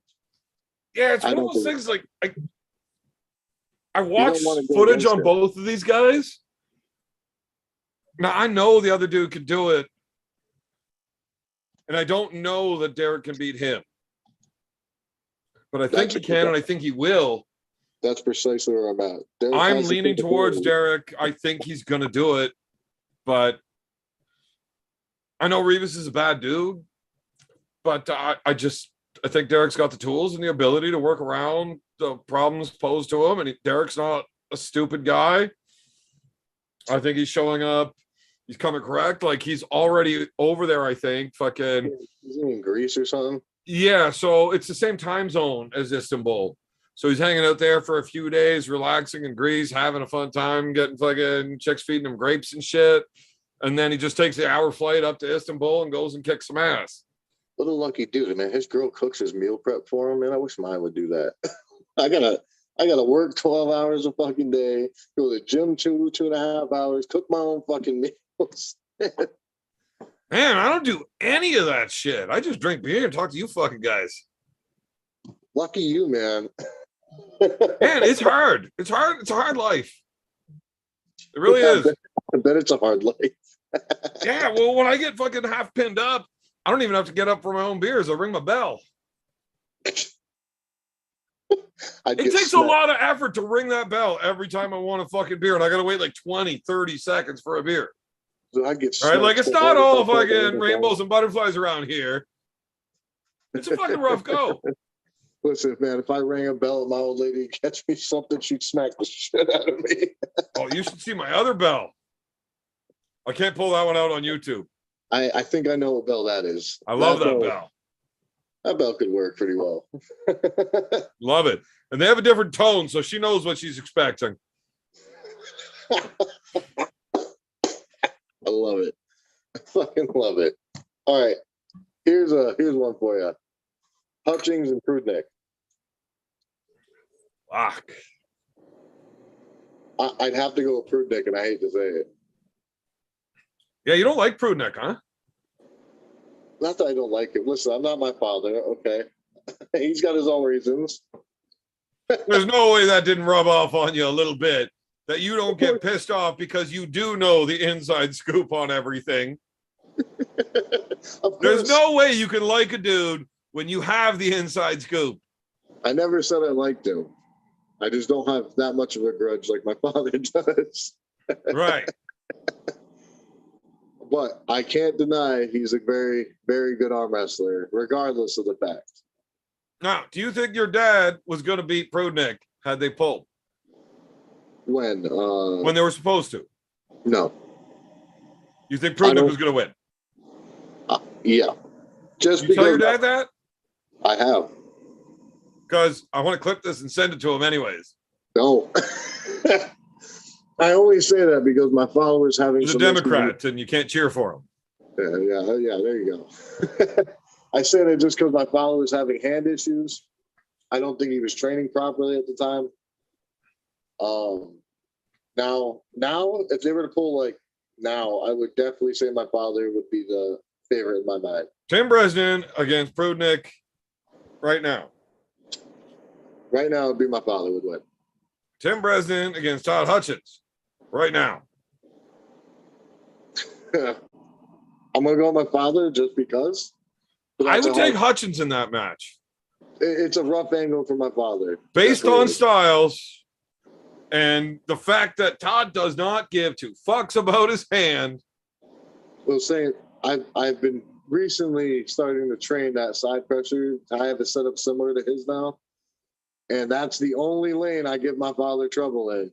Is that weird? I don't give a fuck about my arm side pressure. Just go that way. That's about the only thing I can do there. So I will agree. It's a horrible matchup stylistically. Hutchings and my father, but just because it's my father, I would give him the benefit of the doubt to win. Now, I would take Hutchins over Timmy. I like Timmy over Prudnick. Okay, yeah. But, I mean, barely.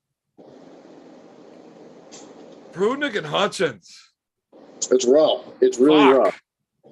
So last time they pulled, I'm pretty sure Prudnick steamrolled Hutchings in top roll. But I don't know exactly how far into that Moldova tournament that was. it's also very different now. Now, Prudnick, many more options. Hutchins, one option. Yep. Hutchins, one option is pretty fucking good, though. Very true. I wouldn't want to get stuck in it. I'm going to take Prudnick 3-1. Listen, And I don't know if that one is going to be early or late. I was going to go a little closer and Prudnick 3-2, but I wouldn't be surprised if it's Hutchins 3-1, 3-2. Like, there's not an outcome of that match that would be like surprising or shocking to me. I feel like either way, it's going to be a little bit of a screamer, though. I'm hoping. Yeah, I think that's our best chance of seeing a fucking war, though. Prudnick is fantastic. He really is. He can do everything at a very high level. He doesn't get tired. Like, his endurance is great. His hook's there. I think Prudnick is going to want to show off at some point.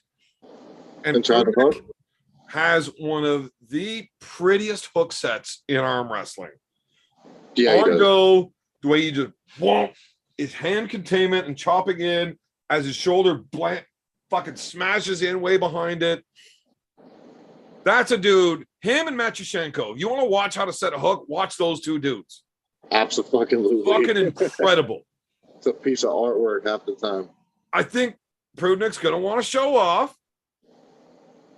I think that. Yeah. And he's going to get shown why he shouldn't do it. How early do you think he's going to do that? I don't know. That's the I thing. feel like just He after might- that, He after that might little come do rap- it in round 1. He might after that, do it in round 3, thinking, look, I already got these 2. I know I got another one. Let's fucking check it out. Wow. Holy fuck. No more Yeah. fucking around with that game. mhm. I don't know, but I think he's going to do it at least once. Because he And- wants to rub his head because he's a cocky fuck. Oh, it's gonna be an ugly, ugly match if he tries to go inside. That's all I know. Oh, Now, hey, Prudnick's hook is no fucking slouch. That is fucking, it's world level hook. yeah. The Well, ease that he hooked Matt Mask with, though. Yeah, that was a little bit surprising. I didn't think it was gonna be that easy to get Matt in a hook. Who made that? Did you see that clip? Matt Mask goes nuclear. And it's just like 2 minutes of him freaking out during the setup while setting up at Prudnick. Now, I he love got his that ass video. whipped by Prudnick, but I think Matt was more worried about his hair when he was over there than he was anything else. By the way, what's his hair look like right now after the implant? Better. Yeah, it's good. I haven't seen it. I don't even know what it looks like. Thicker, Not so fuller. crazy? Yeah. Definitely better. Are you But I gonna think get it that's next? what he was more concerned with. Are you gonna get the hair implants next? No. Come on, man. I want to see with a mullet. I mean, I can grow a mullet. Let's see it. It's all business on the front. You know, I just got to grow the party at the back. How about a skullet? What if I grew a ponytail with a full bald top? All right, I'll give you that. I'll take I've that. tried to do it a few times, and I got as far as the comb over. But it just takes so goddamn long to do it, man. I don't have 2 years of looking like an idiot. It does take a long time to grow this fucking hair. That's for damn sure. I know. Yeah, you got me beat there. And most of this is going away on Tuesday. It's getting cleaned up. So I don't Well, have to this fucking took me deal with over it. a year to grow, man. This is like freaking 4 years. Yeah, I just give up at that point, man. I had a beard that was like 87 times better than that, and I shaved it off because it looked so bad just so I could start over. It's just there to cover my fat face. That's really it. And that's why I always grow a beard, so that it covers my second and third chin. They're saying it'll look a lot different on Tuesday. I normally get it trimmed up so it looks at least neat. Doesn't look like a fucking Amish, fucking homeless man's beard. But I've been focused on training, so I'm just letting it go for a little bit. And it did not work out in my favor. I'll put it that way. Oh no, I agree. It's rough that you walk around with that on your face saying it's a beard. Listen, at least it connects now. At least, okay. It's at least connected for a long time. Oh man, it was kind of funny when you were trying to grow a beard as like a teenager, and you had the big rosy cheeks, and you couldn't grow anything, but you just didn't shave. So all I had when I was a teenager was a fucking sideburn. So I had like a little bit of chopped up- sideburns and a couple of whiskers on the chin, and it was like, Listen, fuck. Shortly Tim, after you should that- probably tell him to shave. He's like, I fucking do. He doesn't listen to shit. Listen, there was at one point shortly after that I rocked nothing but a chin strap for a little while. Man, I did that when I was like 14 because I couldn't grow a mustache. And then by 15, it was like a chin strap, and it just saved like the cheeks because I couldn't grow a mustache. So I had to keep up here clean. Yeah. But then it was just like a chin strap with a full neck beard. And then I just started growing stupid looking shit. Like I would just shave weird patterns into it because I still couldn't grow a mustache. So doing a full beard wasn't an option yet. I'm surprised with that glorious mustache you got going right now that you couldn't grow one. No, man, couldn't do it. Couldn't do it. I had frostbite on my face real bad all the way around my lips. Like you can still see it's fucking Yeah, it's thin on the everywhere. bottom side, right? Yeah. It was bad. We were ice fishing. I'm like 6 years old, and I got my face down in the fucking hole, just fucking looking at the fish and the lure. Like I just want to catch fish, right? And 8 fucking hours of me face in a fucking ice hole, I came out, my lips were just fucking blue and black and burnt. Like it was fucking bad. My mom was so mad at my dad when I came home that night. She said, why the fuck would you let him fucking lay in the ice like that? Like, he was having fun. What do you want me to do? Would you do it again? Well, I mean, I was fucking 6. Like, you can't let a 6-year-old with ADHD to the extreme fucking make his own decisions. My dad was just sitting there drinking his beer, thinking, finally, the kid's not running around trying to climb up the walls of the ice shack right now. Let him be. Yeah, I had ADHD so bad, I guarantee you, I irritated the fuck out of my dad. I used to just do little things that piss him off. I didn't have ADHD. But I remember one time we were out fishing at this little park, and I'm out there and I'm walking down the rock wall. He's like, don't you dare jump in that water. And I looked at him and he looked away and I just fell in. And I was like, I can't get out. And he goes, like, you get yourself the fuck out of there. That's your problem. Took me like 20 minutes to get out. Then he made me sit in the wet clothes for like 2 hours. Yeah, you didn't have ADHD. You couldn't help yourself but jump in. Maybe you didn't know. Maybe you weren't diagnosed, but you probably had ADHD. I mean, I didn't know that I had ADHD until I was older, and I look back. And now that as an adult, I look back and see what they classify it. Mm-hmm. Like, motherfucker, I definitely had ADHD, like bad, you know? So I talked to my mom about it, and she was like, well, yeah, we knew that, but I didn't want to put you on fucking medication that'd make you into a zombie or anything. I was like, yeah, you're a little fucking wild, but I mean, that's kind of who you were. I didn't want to change who you were. I'm like, I'm not sure if that's good or not of you, Mom. Because if I could have focused and calmed my brain down enough to concentrate on school, maybe I wouldn't have been a dumb alcoholic roofer in my life. So thanks, Mom. We'll never know. We'll never know. I could have been a fucking doctor. You could have been. But, I mean, I think this is better. I think we prefer you in arm wrestling than being a doctor, okay? I'm having more fun. Exactly. And I don't think doctors are allowed to grow beards. Oh, no. I would have gave that shit up a long time ago then. See? And then we wouldn't have to... I watched Grey's Anatomy. A couple of them have little beards. Little, though. Little beards. So I'm just like the manly version of that. There we go. Okay, yeah. And Marcus Thompson in here with the super chat. I sort of feel abused. You giving me a spanner wrench doesn't change anything. I want my beers back. Corey, get over to Drunk Wars. Pull Evan. Well, he's definitely going to beat me in drinking. That's for damn sure. Marcus? And who's paying for Wrench my gone. Wrench gone, Marcus. Your wish is my command. You don't want the wrench? Fine. Wrench is gone. I do need beers, though. He's right. Oh. Have we went through all the matches yet? Nope.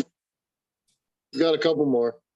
Fuck, we keep losing track of things. That's okay. I don't know what the chat's like right now, but I don't know. I can't keep up with it while I'm talking to a guest. But I do know that if I get too sidetracked and talk about actual arm wrestling, the guests leave. Like the chat, That's nobody's there talking. They're like, oh, this is an arm wrestling show. I'm out. That's why we keep got it veering off every once in a while, you know? Yeah, well, this is not your typical arm wrestling show. This is me having fun talking with my buddies. Yeah, pretty much. We're just having a good time. And I'm getting drunk while you're sitting at work, you fucking loser. Listen, one of these days, Evan, I'm going to come. Do you ever run Get drunk at work with me? Yeah, I can't do that at work, unfortunately. But is there any? Do you ever run a show? Shouldn't. I'm fully capable of. Sure. Okay. Do you ever run a show on Friday or Saturday nights? No, but I mean, if you want to get fucking all pinned up on a Friday night, I will oblige. We'll have to make a day for that. I'm in. No, not this Friday. No, not this Friday. Because we're both at events on Saturday. Yeah, no, not this Friday. Maybe the weekend after. Maybe. We'll talk. You know, have your people call my people. Okay, but I really don't drink beer, just so you know. It's not many beers. I drink a lot. I drink hard liquor for the most part. So you think I'm afraid of liquor? No, I don't think you're afraid of. I'm just letting you know. But you think I'm fucking scared? I ain't fucking scared, bro. I'm scared of shit. Now, here's the thing. I avoid liquor because I love it. Okay. I have no issues whatsoever with drinking liquor, except I know tomorrow is gonna be rough. Generally, if I get into the liquor real good, it's not, I don't drink a 26er. Yeah. I drink a 40 or a 60. And I wake up in the morning and I'm still fucking hammered. So I just keep drinking. It's not like I wake up and I'm hungover, so I get drunk. I wake up and I'm still drunk. So like, fuck it, I'm already drunk. Let's go. I'll give you that. Yeah. Maybe we'll do a 24-hour live where fucking like 6 of it is me passed out, pissing myself, and then I get up and start drinking again. I would tune into that 100%. I am not doubting that for a minute. 100% I'd be in on that one. Oh man, I do gotta pee. Chain snapper pinned Devin 5 times. I fucking doubt it, Carolyn. All right. Chain snapper got his chain snapped by Devin. I gotta pee. I can still hear you. Okay. Do you want me to do the next match here? Yes, sir. Go ahead, give the match and your thoughts, and then I'll be right back.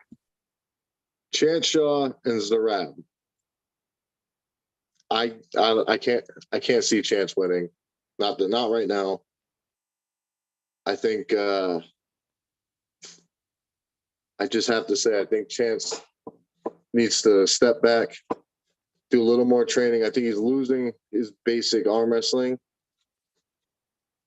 And I think Zarab is just going to be way too much side pressure and just blow right through him. That's all I got for that one. I think it's very simple. I can go a lot into depth with that one. Yeah, we saw Ron and Zarab. Yep. Now Zarab did not have enough side to get through Ron. Chance did. But he had enough. So I'm not talking just like inside driving side, but he had more than enough this way to drive through John, which John in my mind has way more back pressure than Chance is going to have. I'm talking about Ron. When Zarab pulled Ron Bath. Mm-hmm. Yeah. That match is a war. Yep. It definitely was. When Ron got into a disposition, Chance was able to just drive right through him sideways. But what happened towards the end of it? He got tired. See, I think that's where I'm falling with Chance on this one. Right. So if Chance had enough to drive right through Ron, why wouldn't he have enough to go through Zarab, who didn't have enough to go through Ron? But in my mind, Zarab had enough to drive through John. Well, Ron's fucking drove through John, I don't know how many times over the years. Okay, well, I'm talking recently. Let's go with the more recent ones. I mean, Chance got a win on John too recently. True. I don't know. For some reason, I just have a bad feeling Chance is not going to do well against him. Chance got top rolled by Ron. Yep. Zarab has never top rolled anybody. Chance is extremely difficult to hook. Chance won against John when John tried to hook, and then John was controlling his hand. Mm-hmm. Stylistically, this is a fantastic matchup for Chance. I agree with that, but I'm just going off base feeling and what I've seen lately of Chance. Analytically, I go through everything thinking Chance has a really good shot at getting this done. I like Chance in this match, except he went and took a fucking match 2 weeks before the big match against Ron Bath, and he got his hand fucking blown to shit. How the fuck do you recover? I know he's 24, but how do you recover from that in 2 weeks? Listen, I barely did any after pulling right-handed 2 weeks ago. And I mean, just a little bit, just to top off my last workout week. Like no table stuff, just a little bit of blood flow on the pulley and shit. Smaller guys just holding slow pulling. How far out? 2 weeks. 2 weeks out. It was small guys only, light on the table. I wouldn't arm wrestle any bigger guys. And nothing. When's the last real hard table practice you had? 3 weeks ago. 3? 3, yeah. And you're still a week out. Yeah. Or is it 3 weeks from the event? 3 weeks from the event to the day was my last table time practice. Your last hard one. And then you still pull with some light guys 2 weeks out from the event. Yeah. And then I did my lifting. That last week I did the table time was the last time I did any like table workouts itself. Like, Are you doing anything real light still for lifting? Yeah, I stopped today. Okay. But it was a lot of like light blood flow, fucking recovery, pump the blood through there. Precisely. Get some healing working. My last heavy workout itself was last Wednesday. And before that I did heavy, but after that it was all light. And now I'm done. 6 days I'd still out. be like grabbing a light fucking band and doing some shit like up to like at least Tuesday still. Just increase blood flow. Now I'm not talking like a black band, like the little green or purple one. Hang on. I got something here. I get undone. Are you talking one of these? Yeah, something like that, man. Wrap that shit around the passenger's oh shit handle in the truck. And while you're driving, you just play with it. 15 minutes on your drive, get some blood moving. You can do that twice a day when you get in the truck. Yeah. Just a little bit of light blood still for a few more days, and then complete rest. Learn how to write with your other hand. Fucking wipe your arse with your other hand. Everything. Seth, when I was supposed to move into my new house tomorrow. But, hire somebody. I was like, my girl was like, "Yeah, we're gonna move." I'm like, I ain't lifting jack shit until after Saturday. And then Exactly. let's just hope we don't have a rehab of like that one thing that happened the one time we don't want to talk about, and I can still lift shit. Oh, okay. Yeah. We don't want to talk about you having a bad day right before you go try to have a good day, right? Yeah, I'd hate to throw that out into the universe and have it fucking get willed into existence. Exactly. Yeah. That's Imagine how bad that'd suck. I'm coming on your show and telling you did it. It's your fault if it happens. I'm okay with this. And Marcus Thompson back in with the super chat. Having that wrench was like what Evan felt like wearing those bear pants. Too hot to handle. Well, where are the bear pants at? Listen, we're gonna arm wrestle for the bear pants one day. You couldn't handle the bear pants. I want the bear pants. Oh man, you beat me. I will put the bear pants up, but you got to beat me in drunk wars. Someone's paying for my flight. Man, we can set up drunk wars for like a version 2.0, where you and I have to wrestle, arm wrestle, and drink. And you got to beat me in 2 out of 3. I will drink until my goddamn fucking liver dies to get those bear pants. Right. Okay. And then as soon as that happens, I'm going to giggle at you, piss on you, tell you to get the fuck up and quit being a Sally because we got to wrestle. Okay. We'll have to set that up after your first round. Okay. Like not the day after my first round or not the day of. No. We'll give you some time to recover. Yeah, I got to go whoop fucking old boy Marcus there. This is the great thing about being me. I really am like Stone Cold. I get to go and drink beers and kick the shit out of my boss. No big deal. I mean, the way that man pays, he pretty much is everyone's freaking YouTube boss. Okay, so somebody just asked about where the bear hoodie was. Do you have a bear hoodie? Well, no, but it's not my fault. So the way that I got the bear pants, right? We were watching a movie with the kids and stuff, and I got up to go get popcorn. So I put the popcorn in the microwave. I'm in the kitchen, and I'm checking on the kids, okay? And I hear this rustling around at the back door of the garbage. Like, what in the fuck is that? I think it's a raccoon or something, right? Because we get raccoons. Once there was a skunk. The wife went to let the dog out. She opens the door in the kitchen to let the dog out the back. And as soon as she opens the door, the dog just starts backing off. He doesn't want none of it. She's like, what the fuck's wrong with you? Go outside. She looks out. There's a skunk, tail in the air. And she watches the skunk's arsehole and go, and just sprays right into the house and dusts her. Dusts her. It was fucking hilarious. Now, the whole house fucking reeked. But, I mean, she got fucking soaked. It's hilarious. So, you know, my daughter and I are laughing her fucking heads off about how she reeks like fucking skunk for like a week. And she's so mad about it. But it was hilarious. So I was a little worried. I opened the door like I'm thinking raccoon, skunk, something. I open the door and it's a fucking bear. And he sticks his head right into the fucking door like he's coming in the house. Now, my kids are young. Like, I think the youngest was like 2.5. Okay. The oldest is like 8. And I'm like, the fuck do you think you're doing? If you think you're coming into here where my fucking children are sitting 15 feet away, you're out of your goddamn mind. Fuck. And I gave him a good one. You punched the bear. Yeah, what would you have done? He was trying to walk into my fucking house.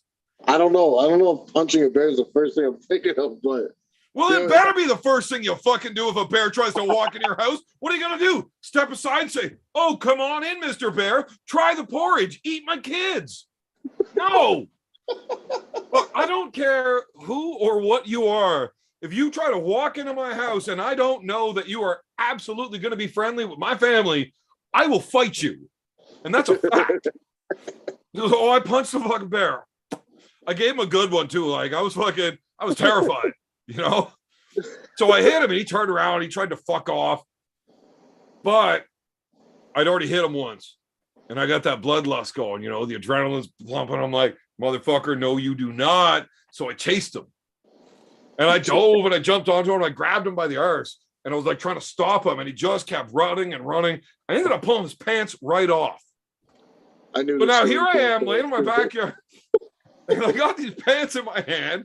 I'm like, holy fuck, these are nice pants, eh? So I decide I want the fucking shirt too. These pants will fit. So I drop the pants and I start running. I'm trying to chase him down. I want to catch him. I want his fucking shirt. Do you have any idea how fast a bear without pants on is? They are streamlined and aerodynamic. I couldn't catch that motherfucker for the life of me. I'm not gonna lie, you had me going for a minute. What do you mean? I was like, oh, he punched the bear and then he ripped his pants off. Come on, give me a fucking break here. What do you mean? It's a true story. That happened. Oh, I'm sure it did. Well, definitely did. How do you think I got the fucking pants? Let me see a tag on the pants. There was no fucking tag on the pants. You took the tag off the pants. Well, you think the bear went to the store and bought the pants? He made his own in the bush. He's a fucking bear. You think bears carry wallets? Although, I got to wear them kind of sideways. That pocket, not what you think.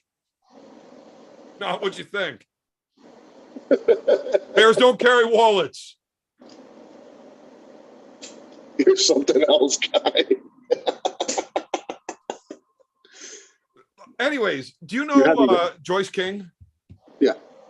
And her daughter Jess King and her husband Alan? Yeah, okay. Awesome people, right? Okay, yeah. Alan King, call him up and ask him. He saw that bear running around with no pants on. That bear fucked off all the way from Ontario out to Eastern Quebec to get the fuck away from me because he knew I was looking for that fucking shirt too. What the fuck?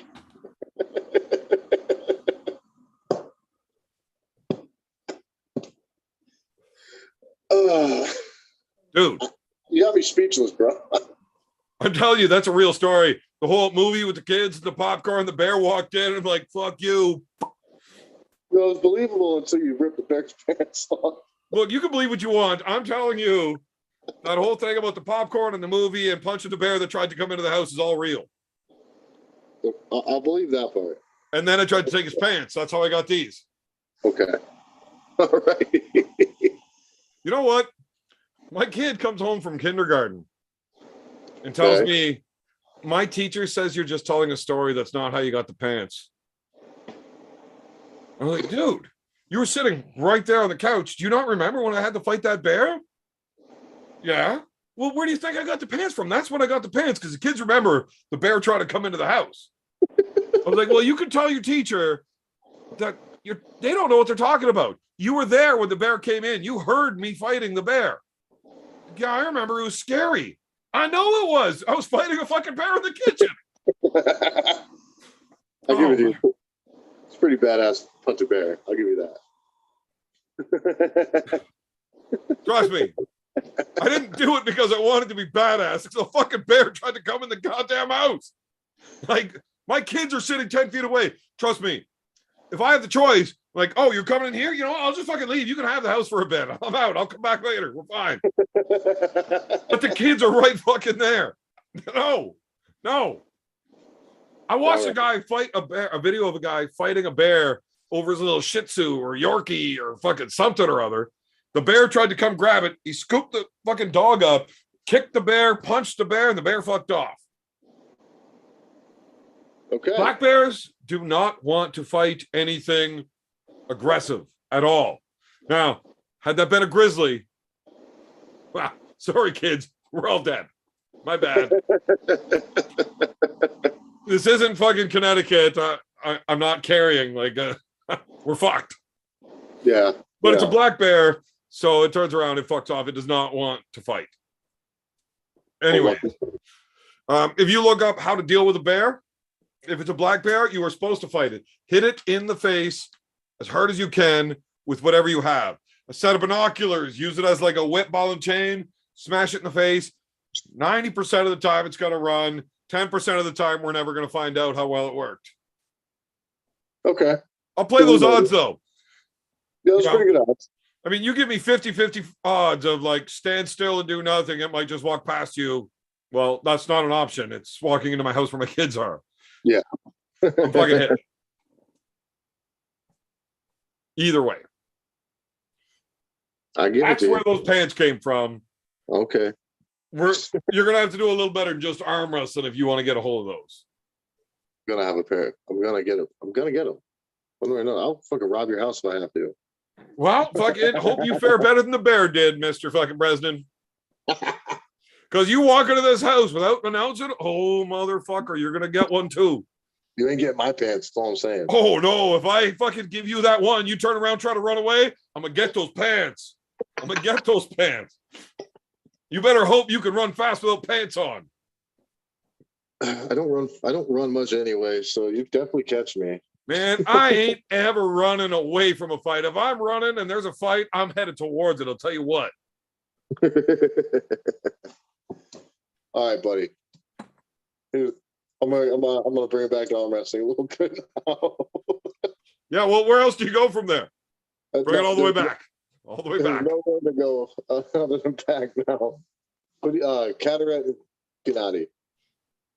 I like Jerry in this one. I do. Gennady is fucking phenomenal. He can arm wrestle absolutely everywhere at a very, very high level, world elite. Mm-hmm. But Jerry can do one thing. And one thing better than anyone ever. Right. So if you don't have that full stop inside game, you know, be as strong as Chafee right in through that center. Like Devin, willing to put that shoulder right in harm's way. Or now Mike was able to hold it all the way out. But I mean, there's very few guys that can commit far enough inside or outside to handle what Jerry does. And I don't think Gennady's going to stop him. Cobra, welcome to the show, buddy. What up, my man? What up, Corey? Now, you know Jerry Cataract, do you not? Yeah. What do you got between him and Gennady? Like I said on Neil's little chat today, I see a lot of shrapnel coming out of this one. But I mean, there'll be blood. That Gennady's never felt that kind of pressure, so we'll see how strong he really is. So I would, if it was anybody else, I would say that Jerry's inactivity would be a factor, but it's fucking Jerry. Yeah. The man come out of retirement and beat Travis. Like, yeah, he's gonna be committing no matter what he does. So we know where he's going. So does Gennady. It's, you know, everybody's got a game plan until they get punched in the mouth, you know? Well, that's the thing about Jerry and his style of straightforward. Ugh. If his arm ain't going to break, he's able to go as strong as he's able to go. And All the day. dude knows how to get strong. He works out. I Yeah. don't think he necessarily needs a whole lot of table time. Yeah, be he at his doesn't best. I reinvent the think wheel. less He table doesn't time reinvent the wheel for sure. is really good for a guy like that. You know what I mean? Keep his As long elbow as he loose. shows up fucking strong, good luck. Gennady is one of those dudes that can do everything and everything at a world level. But he generally wins his matches because he's able to do everything at a world level. And when you beat him at one, he goes to another. And that's where he gets it done. There is no going to another. You still got to deal with what he's doing because Jerry doesn't care. If you start running away from his hand, he gives it away and says, fuck it, I'm still coming straight forward with this shoulder. What are you going to do about it? I don't think there's much he can do. Unless he's got some crazy fucking plan that works incredibly well against a flop press. I have no idea. Well, there's only two. You can beat him off center and just grab him by the wrist and just control his arm. But if you can do that, I mean, you could just hook him and control his arm. Yeah. So it's either out hook him. Most guys that would have to do that need to out shoulder him. Yeah, you got to finish inside with him. You're not going to finish him outside. So you got to If find you're that angle. you could just sit in the fucking center because you're fucking Dave Chafee. I think Levon would have zero issue just grabbing him and pulling. Yeah, side pressure. Yeah, Levon has no shortage of side pressure, so that's a different animal. I think there's other guys that could give Levon's maybe some problems, but I don't think Jerry'd be one of them with his style. Do you think they're gonna give if Jerry wins, do you think they're giving Jerry right to Levon? I think if Jerry wins, we will see Jerry versus Levon. We'll see if he's going to put up that Cadillac. I don't think it's gonna go well. I don't think anybody's going to have a good time if they go pull Levon. No, it doesn't Zero look that people way. in the world are going to have a good day if they try that one. Yeah, that's a tough one. But I mean, somebody's got to try. No, I'm saying I don't think anyone will stop trying, but like, I don't know what's the move to beat him. You gotta bust him 8,000 open. grams of testosterone. Yeah, someone's got to be strong enough to bust him open. I mean, I think given enough time, there are guys out there that can do it. I don't think Levon will be able to maintain the monstrous status that he has for too long. No, I don't think so either.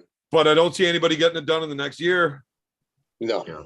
You I know? think it might be a couple years to be honest. I like the bodies that I see that could do it with the proper table knowledge is Alex Credecha Yep.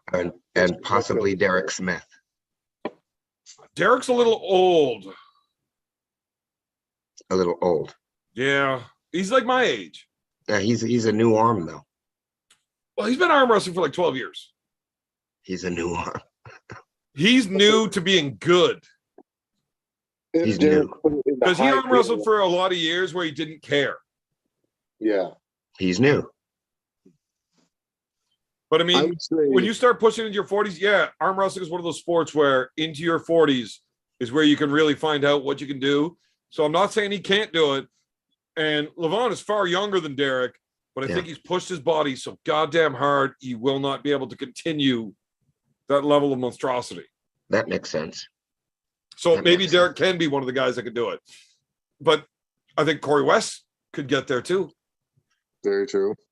But I think Derek's closer to getting there than Corey is.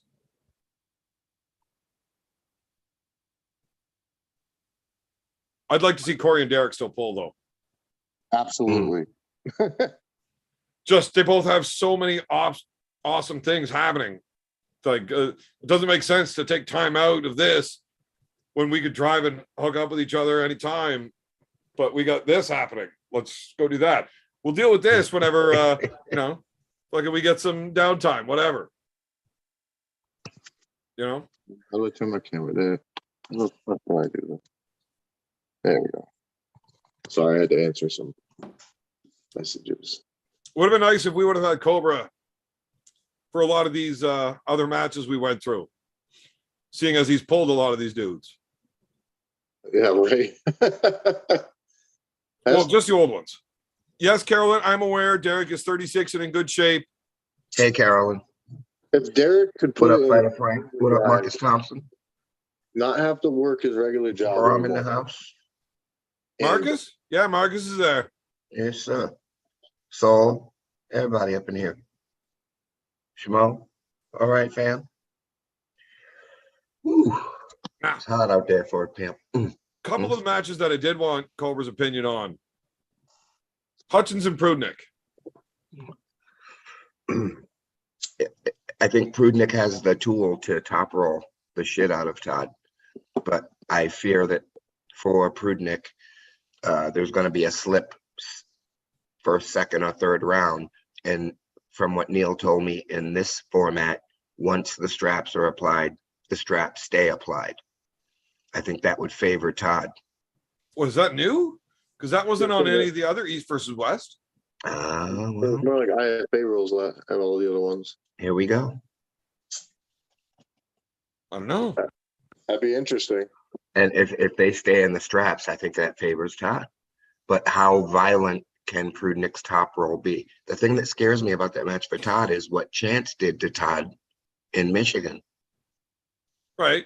He extended him. He extended Todd. And if Chance can do that, you don't think Prudnick can? A lot of people have extended him, and the only person that Todd I Hutchins understand. arm wrestled that didn't take his hand is Michael Todd.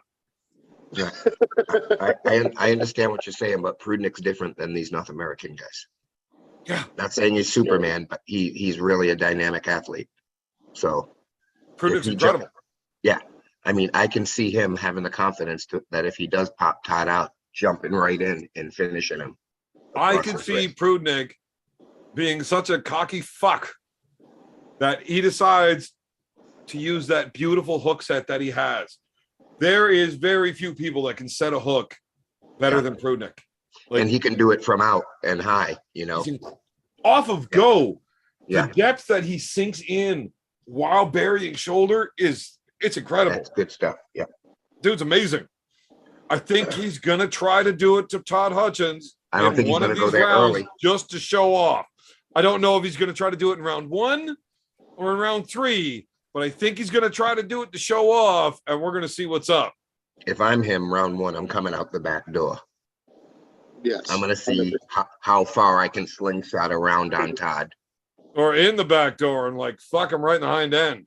Well, yeah, that's his wish, I'm sure. I mean, but didn't he get enough of that ass off Matt Mask? Matt said he got all kind of fucked up. He got Yeah, dicked up but- and down. Prudnick Yeah, was setting a hook on Mask, and like Matt Mask is not easy to set a hook on. The Yeah. dude's hand is so big from thumb to wrist knuckle, it is ridiculous to try to grab. He's able to just pop that shit like crazy. I have arm wrestled with Matt, and I know just how difficult that is. I know I'm not at that level, but I know what I'm feeling too. And it's a crazy thing how good Matt is in that range. So watching what Prudnick did to him, there is no doubt in my mind, Prudnick has the greatest hook set in arm wrestling. Possibly Matt Yushenko. Babayev. Babaev's good. I think Prudnick's hook set is better. Yeah, especially with that longer lever. Yes, I concur. It might just be that Prudnick's that much stronger, I would say. It might make it look Stronger in the areas needed to do that. Yeah, Like, yeah. He's He shut it incredible. down. But I think he's going to want to show it off. Maybe even Not in round early. 2. Like he comes out the top on the first one, smash, and then he's walking around, rubbing Todd Hutchins' head. And now he comes back up to round 2. And he's like, oh, motherfucker, I'm running away with this. I know I've got that option. Now I'm going to show this one. And I know one thing he's wham! not doing. Holy fuck. Hey, I he's shouldn't not have done doing that. that. He's not doing that first match. I guarantee you that. Probably not, but he might, man. If he After did, that that little, would be after that that would little be rap badass. video he put out, he Dude, might that was just be so that stupid. confident to come right at it. That would be sick. Todd would welcome it. I'm sure he would. But if Prudnick 100%. comes through him in round 1 after doing that, the Yeah, match it's is almost over. over. It's no almost longer over. entertaining. We shall see. That's why they play the game. Now, have you seen at the TAL, the Total Arm Wrestling League, Jeff Frank here in Canada, just put together a match between Pork Chop and Zarab. And whom? Zarab? Yep. Okay. Well, that'll tell us where he's at. They have to start in a hook. I don't care where they have to start. We both know where it's going. Start them in a hook. Just start them in a hook. Might as well. I mean, look, Yeah. straighten it out ish. Hey, you guys both happy, carved in like motherfuckers? Yeah. Okay. Fuck it. Go. Yeah, go on happy. Both Go guys on say, I'm good. Say go. Fuck it. Say go. Let's dance. But we know where that's going. And I am terrified for my boy. Well, are you afraid his shoulder's not going to hold out? Man, that's an awful lot of pressure that's coming in there. Now, I was Pork there. Chop's got a shorter arm, doesn't he? I was, yeah, but so does Rob's. Rob's only 5'8". Pork Chop's True, true. 5'9". Jesus. And they're both like 260. It's fucking ridiculous. Isn't Rob that heavy? Holy shit. Maybe not quite that heavy. Pork Chop's pretty fucking thick, though. He But when needs they a get thick into boy. that, it's, I don't know. I was there when Pork Chop pulled Hutchins. And in the setup, Pork Chop's bullying him when Hutchins starts pushing on him. And Pork Chop's just like bullying him. Like, holy fuck. This guy might fucking be able to do something here. This is fucking crazy. And then they say go. And Hutchins and bury in. And Hutchins tries to go straight sideways through him. Can't. Hutchins needs to adjust and drag it open first before coming over. Now, clearly, if you watch the match, he was able to make the adjustment. But that's fucking crazy. That in that straight sideways lane, Pork Chop was able to hold up there with Todd Hutchins. Is Chop going to be able to hold with Zarab when it ends up right fucking there? I would think that Zarab's got the better endurance. And I think that's where the problem's going to lie. Say round one, that's going to be a hell of a match in my mind. I haven't seen a lot from Pork Chop, but I would think Zarab's got the higher endurance. The only time I've ever seen Pork Chop have an endurance problem was against SB, left-handed. Was it just left-handed? I thought it was right-handed. Okay, So it was- now Pork Chop is left-handed,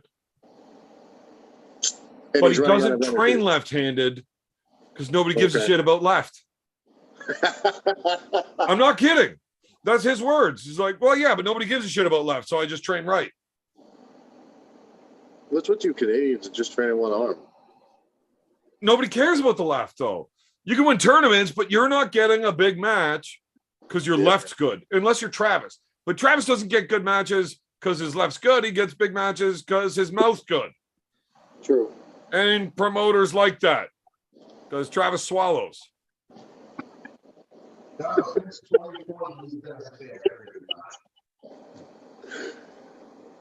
Get it? He's got a good mouth.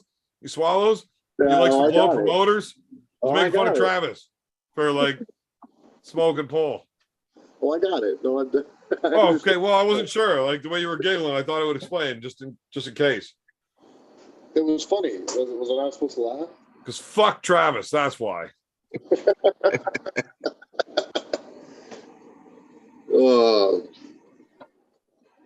When is that match supposed to be happening anyway? The Zarab and in the fall. I'd be very interested to see that. I can't wait. I'm gonna need to make my way out to watch that one in person. Where is it going to be? I'm not sure if that's in BC or Alberta, but I might have to get a passport and come up just to watch it. Like, you don't actually need a passport to do it. I thought you did. No, you can get an enhanced driver's license at your DMV so that you Okay. can drive across the border. Well, all right. I might have to do that. I have to get my license. Enhanced. Yeah. It's expired anyway, so.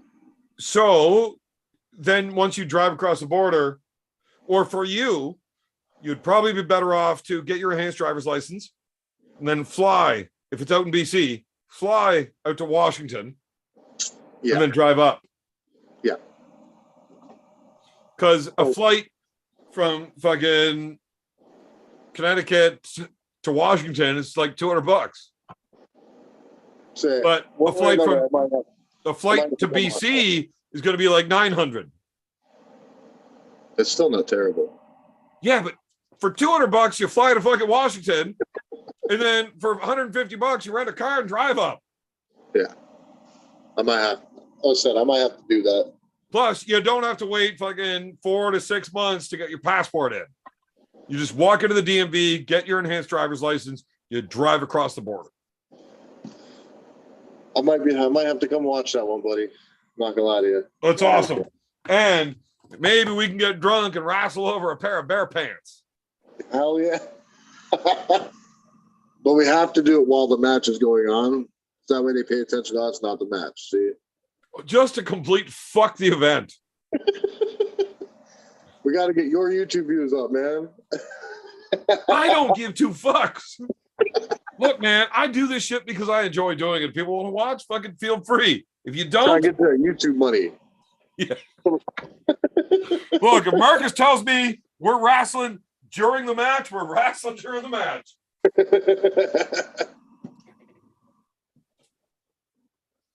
Oh shit. How many more matches have we not covered yet? One. Only one? Only one. Which one? That's going to be John Brzenk and Unger Bayev. I got Brzenk on that one. That's a gooder. I think Unger Bayev is going to hit very hard. It's going to go to the straps. Unger Bayev is going to hit very hard again. John's going to stop it just off center and then pretty much over. I don't think there's any other way that's going. Zero chance of the match going that way. Really? John is the most polite showman in arm wrestling. Yep. If John is able to stop it there and just do it, he will not. He will fuck around and hold it and slowly work into a better position and then finish it with his patented shoulder roll. Well, maybe John can finish most He's going matches against an that he wins endurance monster, though. far easier than he needs to. You know, he likes working his way back in and making a good match out of it. I don't think I've ever heard him say that, but I watch it, and that's the only way I can justify how the match goes. Blah, blah, blah. Yeah, John blah, blah, blah. Look, I have never ever said I'm not a fan of him. I haven't. The You dude just is said that. obviously incredible. I just won't say his name because it's a dirty word. I'm a high hooker, you know? But he really does You a work hooker, and that's for sell those sure. matches. Like, he's got like that old school late 70s, early 80s wrestling mentality of kayfabe Yeah. and making it real no matter what. You think that every time he gets into one of these high level matches, it's always that hard and he just barely pulls it off? The dude is the master of selling. He's on the defense and having to come from behind win every time. So you tell me that most of these matches, John could have, instead of going over here, he could have just stopped it. I'm telling you, 90% of the matches that he's had that have been great matches, he could have went like this. Yes, I'm sure of it. I'm just saying, sure of I'm it. thinking Unger Bayev has a nice enough top roll to legitimately hit him off center. Maybe. But John's going to feel that out in round one. If he gets a win, he probably earned it.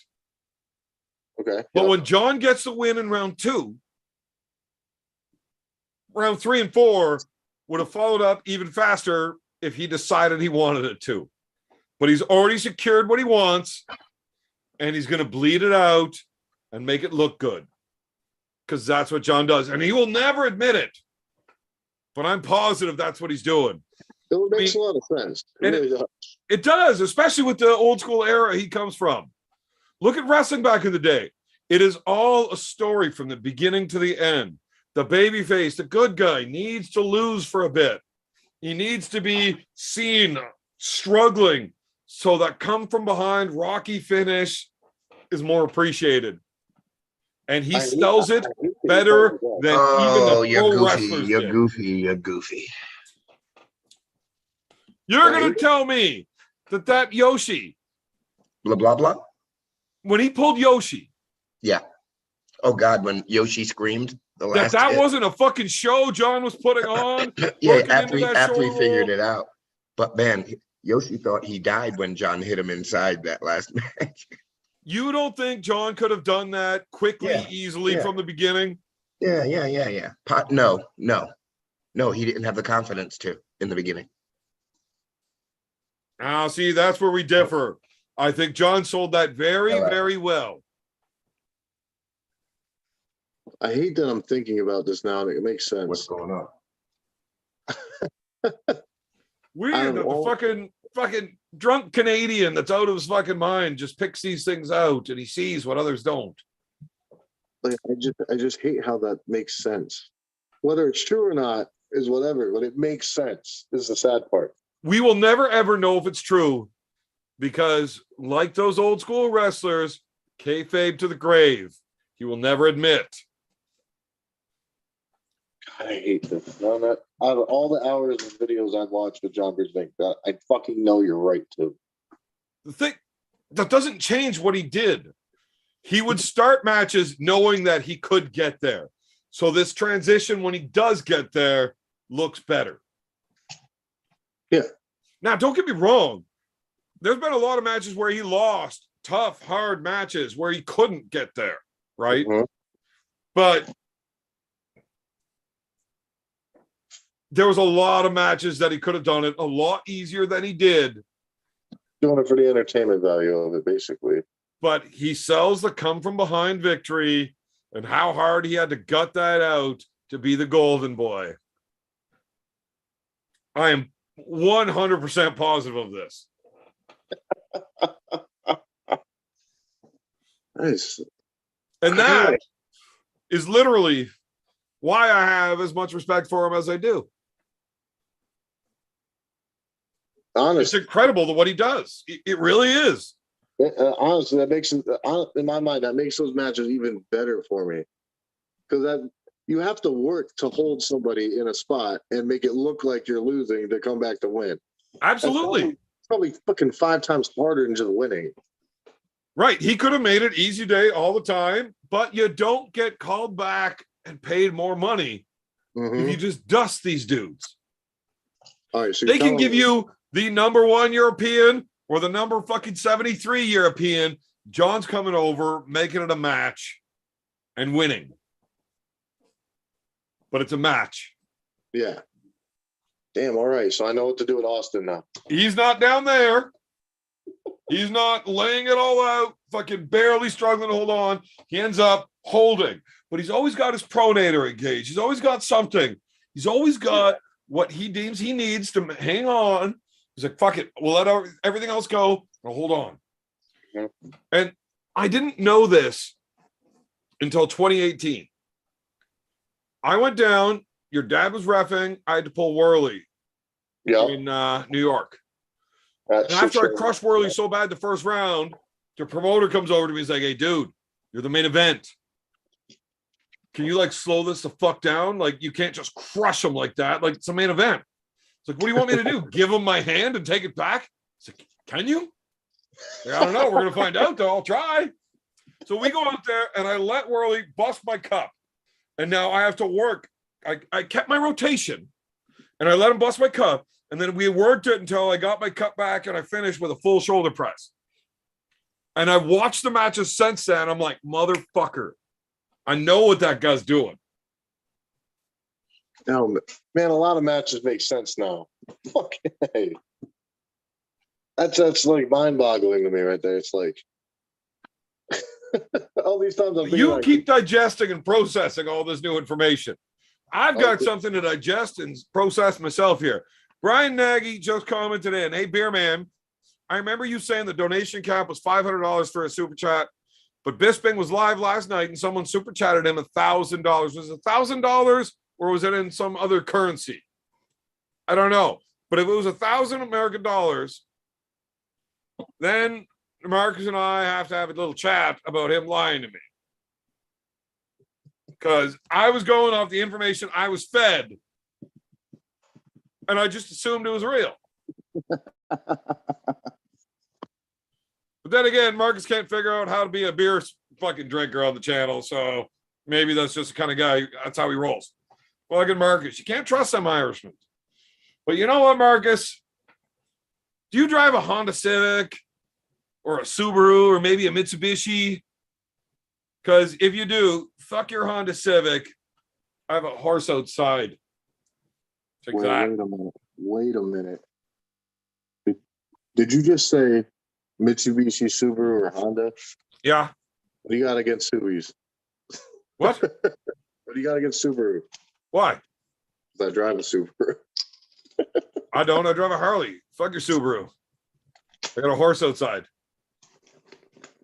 Excuse me, you got a horse outside. Yeah, I'm a cowboy, and on a steel horse I drive. Oh my God, you are the corniest son of a bitch I've ever heard in my life. Oh my God. Every time I say that to my wife, she looks at me, she's like, you're out of your fucking mind. Like, there's something fucking wrong with you. Like, well, yeah. Something's seriously wrong with you. Well, if you ask me honestly, a serious question, what's wrong with you? The only answer I can give you that's long enough, short enough to keep on the air is a lot. If I try to get into this, like, we're going to set a record for longest live ever.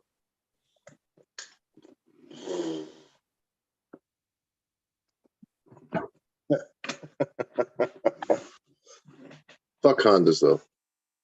What do you mean? Fuck Hondas. Why? They're stupid. And especially fuck Nissans. Fuck Nissans. Oh, Cobra sending me fucking videos about back when he was real good. Hang on. I gotta go pee. Me too. Was I'll that be the right last back. match? Oh, Jesus. Yeah, you know what? Perfect. We're all gonna go silent at the same time. This is great. Perfect. But while I pee, I'm gonna be looking up a video to send Marcus.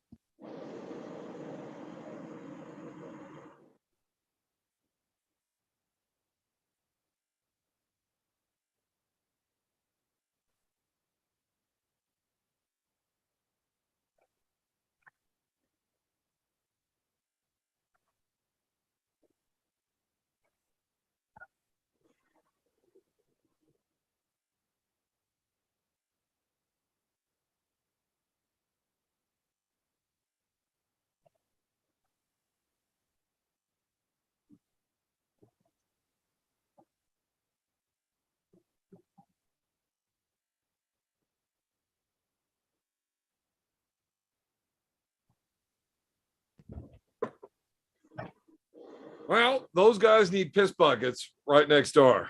This makes it easier. What we got here? How you know that Irish one? Oh man, Rubber Bandits! I love that shit. It's fucking hilarious. I can't believe now. I know that one has 22 million views. I've been watching that video for 15 years. But the one where they got that little Irish kid, he's like fucking 8 years old singing that song. All right. How did it only have 10,000 views or 12,000 views? That I don't get that. That should have been viral as fuck.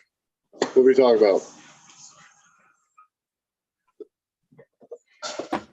If you're ever bored Okay. and want to watch a train wreck of a music video, Okay. look up Horse Outside by the Rubber Bandits. Okay. It's a bunch of Irish dudes, and they wear like grocery store plastic bags over their fucking faces. I'm assuming because they're Irish and their faces look stupid. All right. And then, yeah, they're singing a song about how he rides a horse instead of a car. So fuck your Honda Civic. I've got a horse outside. Fuck your Mitsubishi. I got a horse outside. And fuck your Subaru. I got a horse outside. But it's amazing. I love it. All right. Yeah. So I've been drinking a couple of beers here, just Bush right now, but I've only got like maybe 1 or 2 left. Then I got to get into the Bud Light, and after that, it's going to be booze. All right. Let's see, buddy. I'll see how far you go down this rabbit hole today. Devin's Farm, did you just post the horse outside video? Because that's hilarious. But if you're going to watch that, Corey, turn your fucking volume off. I'm not watching it right now. Oh, you're actually working? Kind of. You've been on the show for like 2 fucking hours. What do you do for a living? So I manage some corporate security sites. You don't manage shit. You sit there doing fuck all. Well, listen, if I got calls that I needed to be on, I would hang up with you and I'd go do it. But most of my job is sitting here doing nothing. Just waiting around for somebody to get robbed. Or, yeah, one of my guys falling asleep, or, somebody needs coverage, or, some contract holder is upset, and I get involved. So can you spy on people and shit? Are you one of those dudes? Private investigating, I have done it. Cool.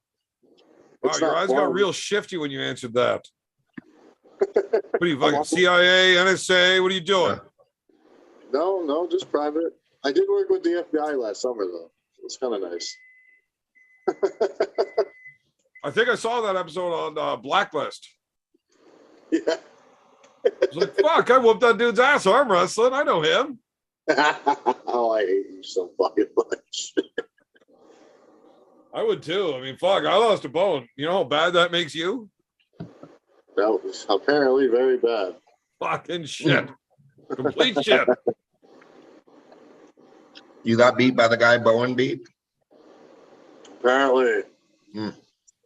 Well, I mean, years to be ago. fair, Bowen has beaten a fair number of pretty good dudes. Years and years and years ago, he beat me. I mean, he beat Dallas, he beat Chance. He's, I mean, beat Daniel Mosier. don't worry, Evan. I'll get my revenge one day. On me? And on you. That's for damn sure. Why don't you just go beat up Bowen? Listen, if there's money involved, I'll take that match too.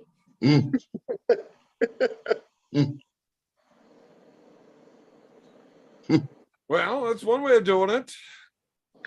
I would cheer for you if you were pulling against him. Oh, I appreciate that. At least you'll cheer for me once. Well, I'm cheering for you now.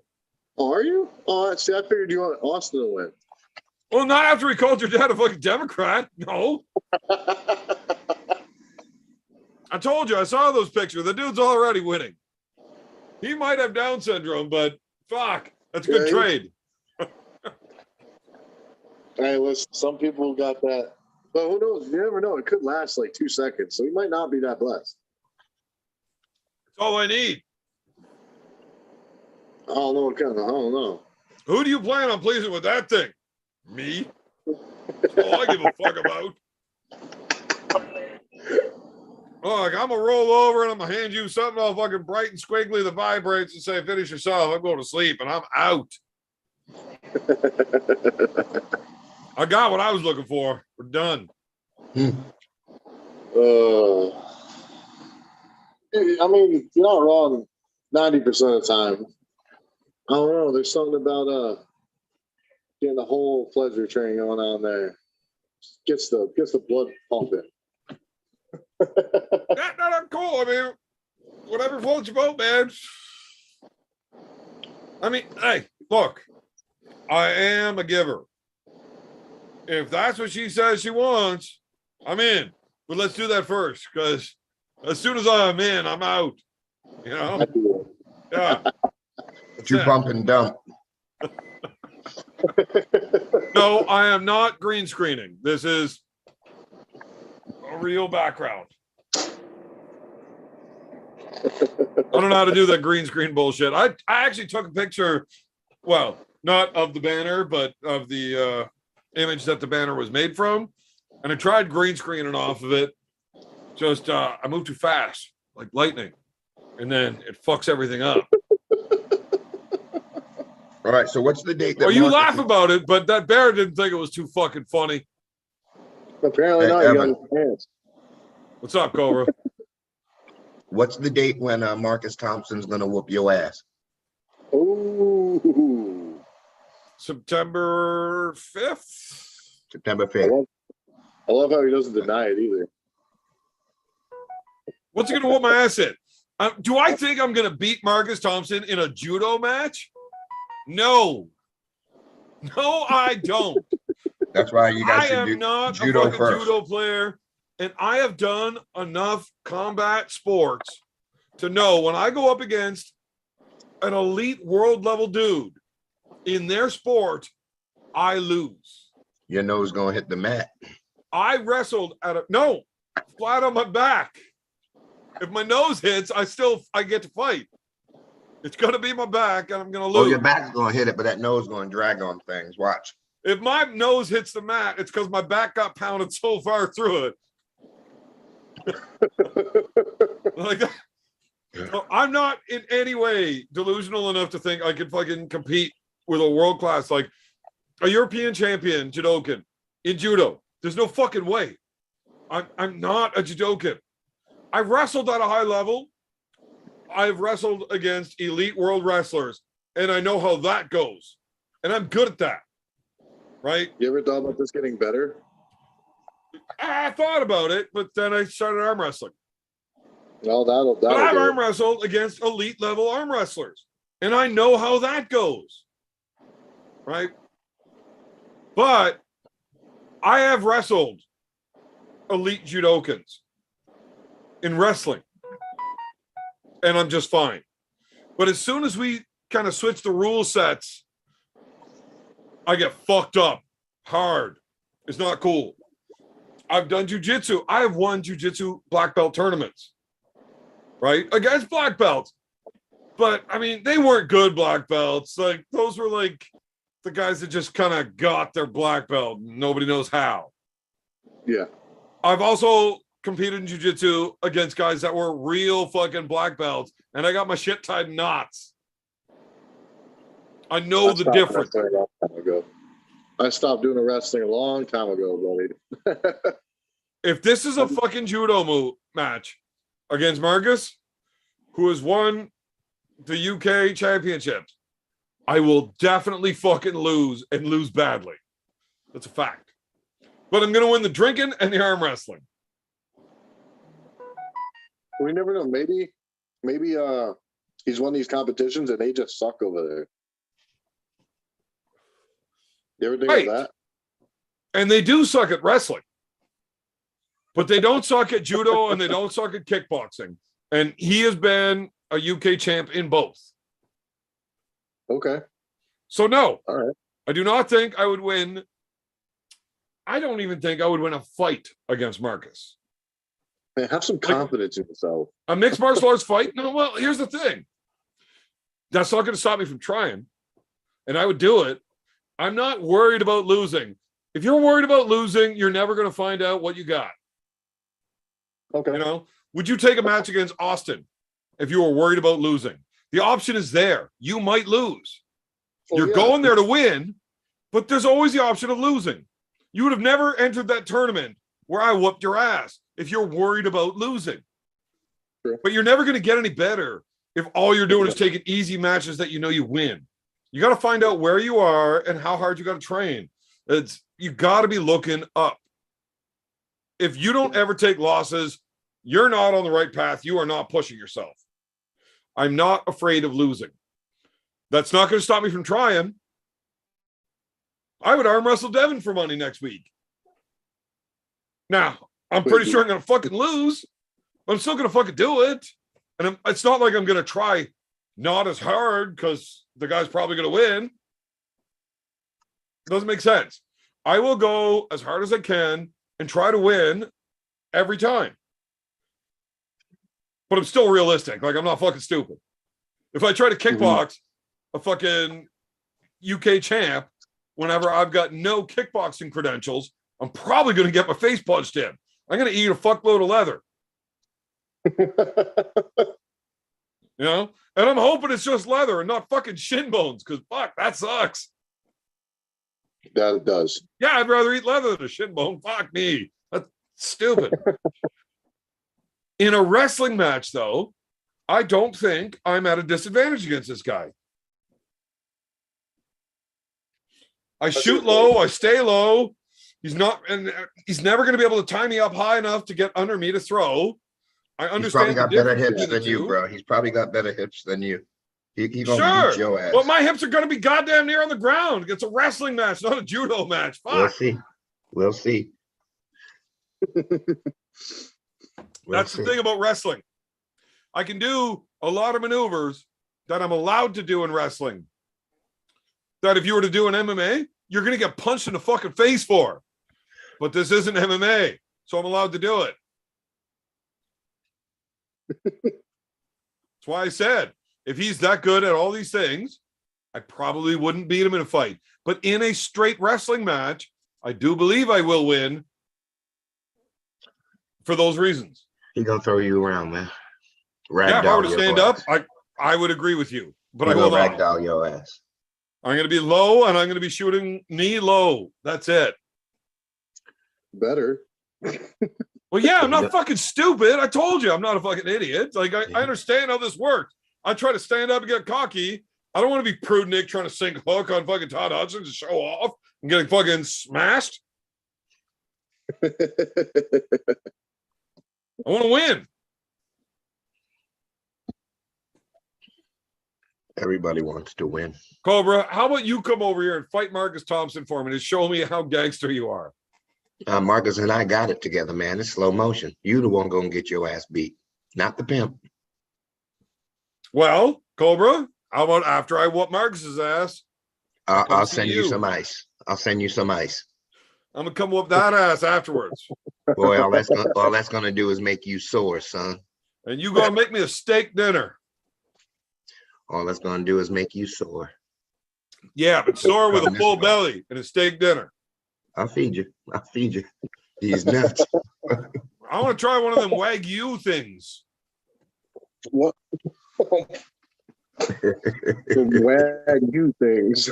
Yeah, them Wagyu U's. You got some of that Wagyu U or what? No, don't you worry about it. You just worry about old Marcus.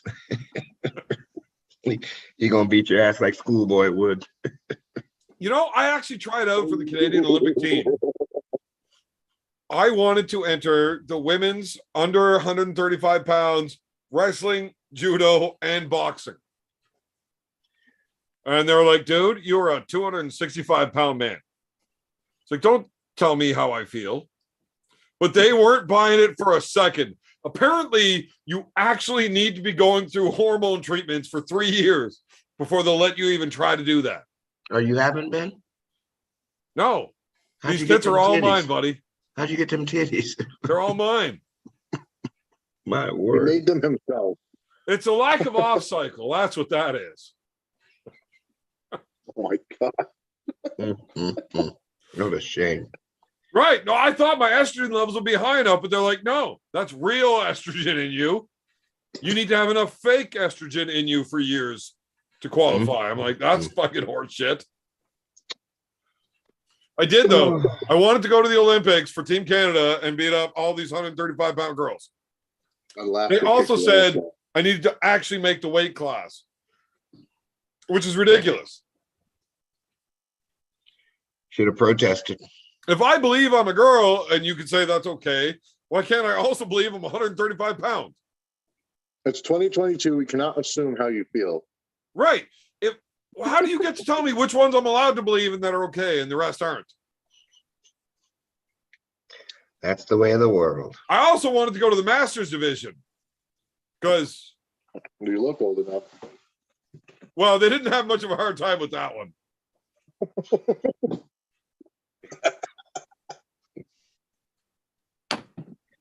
Hey, you guys, it's been a pleasure.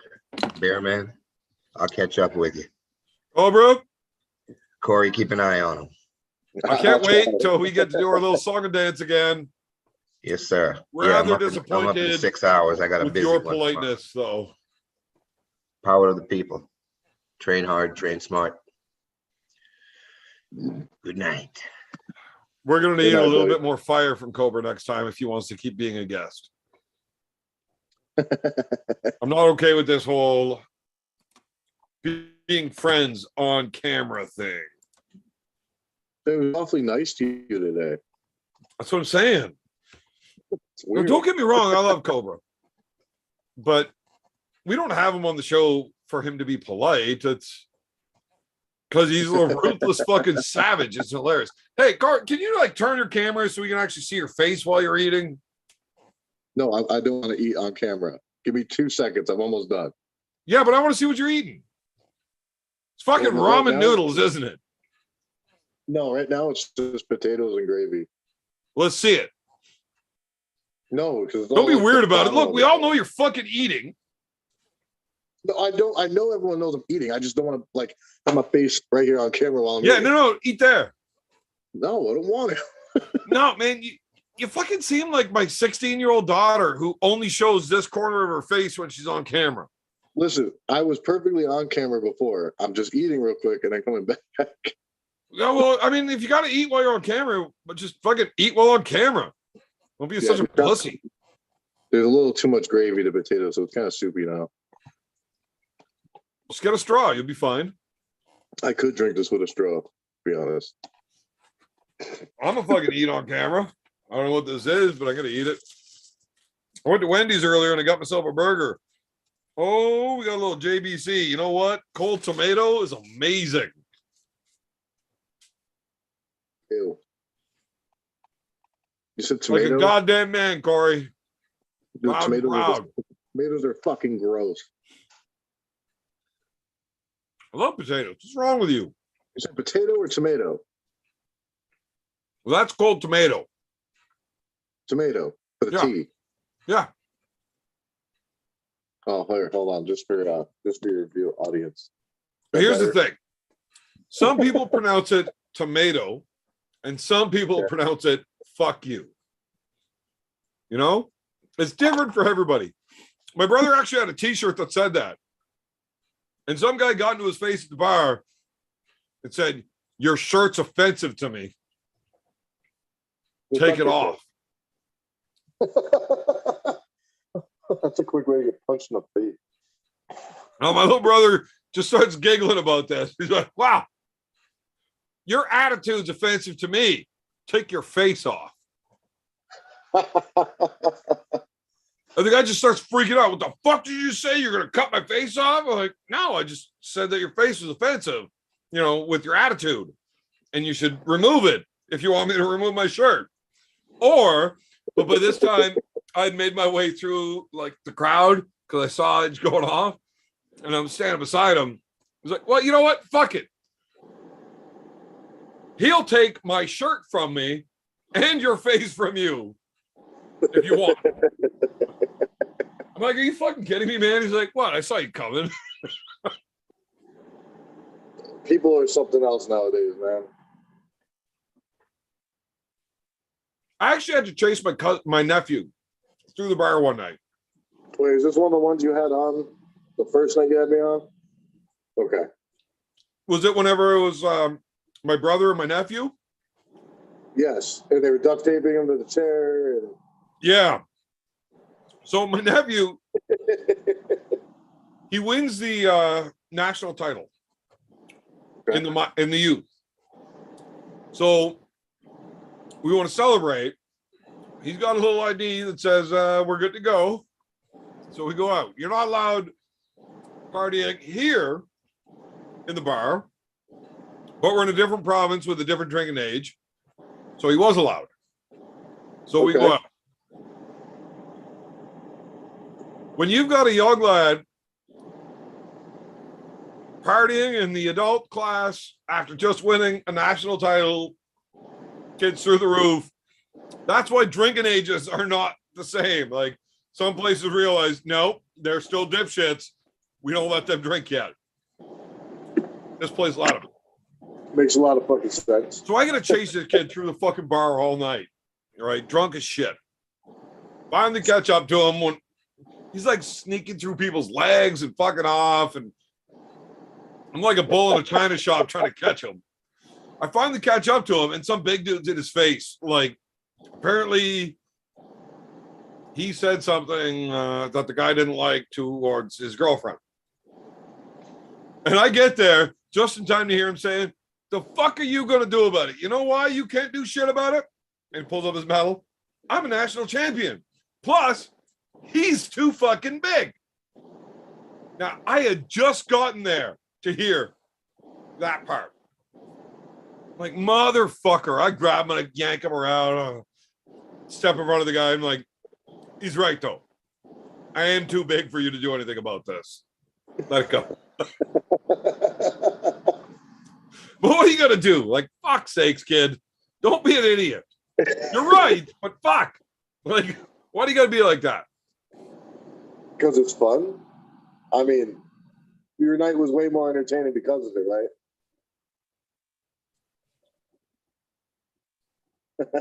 We don't know that. Okay. Had I not had to babysit him, I could have worried about me having fun, and I could have had a very entertaining night without him. Oh, I get what you're going with that. Okay. I've had some nights like that with my boys. Being a sober babysitter, although, yes, you can have some. Oh, my God. If I had one of those eidetic memories, and I could go word for word through his poetry session outside of the bar when he was trying to pick up those cougars. I'm imagining that boy trying to pick up a cougar and it's not working in my head. 20 minutes straight of haikus. And it was hilarious. But yeah, I there's no way I could just I can't remember that. 20 minutes of haikus? I'm not even remembering that. It's over. I'm not remembering that. So in the chat, we got Mike Smith that says, "Fuck all that. I've had to save you before in the same type of situation." They were all scared of him. Is this your brother? Cousin? No, Mike Smith's one of the guys on the team. He's one of my good buddies. Okay.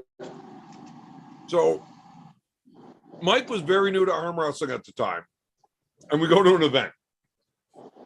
Now, Okay. I was very, very inebriated at this event. I shouted some things that are probably illegal. Only you. So I'm not going to get into the details on why I got so fucked up. Not online anyways. Okay. But I mean, I was wrecked. And while being that fucked up, some guy beats my brother in a hook and then points at me like, "You're next." Motherfucker, I'm the wrong guy you want to start talking shit to. So my next match is against that dude's brother. So I hold on to him and fucking let everybody know. Not worried about it. I started my conversation with that guy while pinning his brother. And then I got some choice words that are probably illegal to repeat. I mean, yes. You're going to have to send me those words at some point. I got to know. I'll tell you the story as soon as we end the live. But I mean, I got out of hand aggressive about how confrontational I wanted to get on this matter. Okay. The event ends, everybody's outside, everybody's leaving, and it's just me and my boy Mike in the parking lot. All the rest of the guys went to the back of the parking lot to get into their vehicle and leave. Our truck happened to be right in the front. And then I see the whole Quebec team come out. And there's 5 of them. And the small one's about 250, and they all do MMA like and jujitsu and shit, like they're in shape. And Yeah. they're all bodybuilder type guys. Like they're big fucking dudes. Now Mike's 150 fucking pounds. And I'm drunk as fuck, 250. Right? Okay. Okay. But I know what I just said when we were inside. And I got this pile of guys walking towards me, and they're like cracking knuckles. And I'm like, oh my God. I know exactly what I just got myself into. And then I feel Mike like bump his shoulder up against me. He's like, what's up, coach? Mike, go wait in the truck. It's like, it's not happening. I'm like, seriously, dude, go wait in the fucking truck. This is not your problem. Don't care if you're in, I'm in. Like, this fucking dude's retired. Like, he doesn't have a fucking smart sense in his head. Like, this is not going to go well. Go wait in the fucking truck. I'm just giving you a free pass. Easy out. You don't have to deal with this with me. Won't do it. Nope. Fuck it. If you're in, I'm in. Wow. Like, that's a fucking set of nuts. Now, I have a picture of his nuts if you'd like to see those as well. They were giant and swollen and very, very bruised black from his hernia surgery. But I mean, like, nuts. I don't want to see that. Just Yeah, like you I don't want to see what the fuck's dick. You're lying if you don't. You don't want to see a swollen nut that size. No. You're full of shit. If I did, I'm not going to say that live on YouTube anyway. Whatever. I just told everybody full of shit anyways. So the guys start coming towards, and I'm like, fuck. How do I get out of this? Because now it's not just me. Now my buddy that did nothing wrong is going to get the shit kicked out of him too. That's not cool. So I'm like, fuck. Okay. I don't know what to do here. But as they get closer, it's just like, I put my hand in the air. I'm like, boys, you don't take any of that shit personally inside, right? It's all part of the show. And all of them just fucking relax. Like, oh, fuck. I thought it was real. I thought we actually had to fight. I'm like, no, fuck, it's part of the show. You weaseled your way out of that one. I don't know how many of them it would have taken to kick the shit out of the two of us. But I know how many they were going to use. Did you go home and start talking shit immediately after? Yes. That's it. All right, there we go. But the difference became we're now buddies. Right? Okay.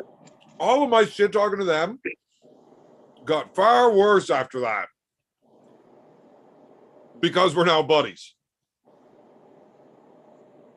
I guess it works out then.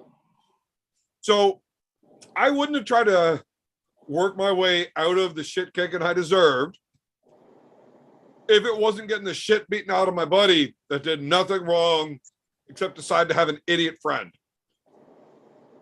I've had plenty of them. You know, I would have taken it because, motherfucker, I talked myself into it. Yeah. But what kind of man's going to let his boy get his ass kicked for no fucking reason? I mean, it was his choice at that point. Really, it's not on you anymore. You gave him the out. It was. But as soon as it got put on me that I know you ain't going to let me do this alone. Yeah. I now have a responsibility. I get that. Okay, so Mike Smith just called my nonsense and told me to tell the truth. Don't lie, Evan. They were scared of him. The 150 pounds of him standing right behind me made them all pee in their pants. I can see it. Well, that's believable. They're from Quebec. Aren't they Frenchies in Quebec? What? Aren't they all French in Quebec? Mostly. They're all Frenchies. Oh. Well, that's actually what made it so easy to talk my way out of. Because they were all very, very heavily French. Yeah. I could speak English, but I mean, very not well. Yeah. So, yeah, I talked them out of that one, but 5-on-2, pretty sure I know how that was ending. All right, I need a beer. Me too, but I can't have one right now. Yeah, well, Get a better job. I did. Oh, yeah. That's I did this thing where I worked like a normal job where I wasn't allowed to drink during the day. I got really tired of it. So I got one where I could just drink the whole time.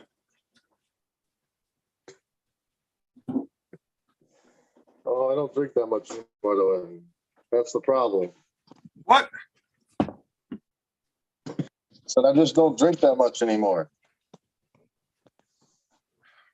You ever thought about being cool? No. Not at all. You'd have more friends if you did. I had more friends when I drank more. They all seem to go away now. Well, that's the thing. None of them Now that wanna I do drink this beer anymore. for like a living or whatnot, when people are like, "Hey man, you want to drink tonight?" I'm like, "Nah, man, I worked all week."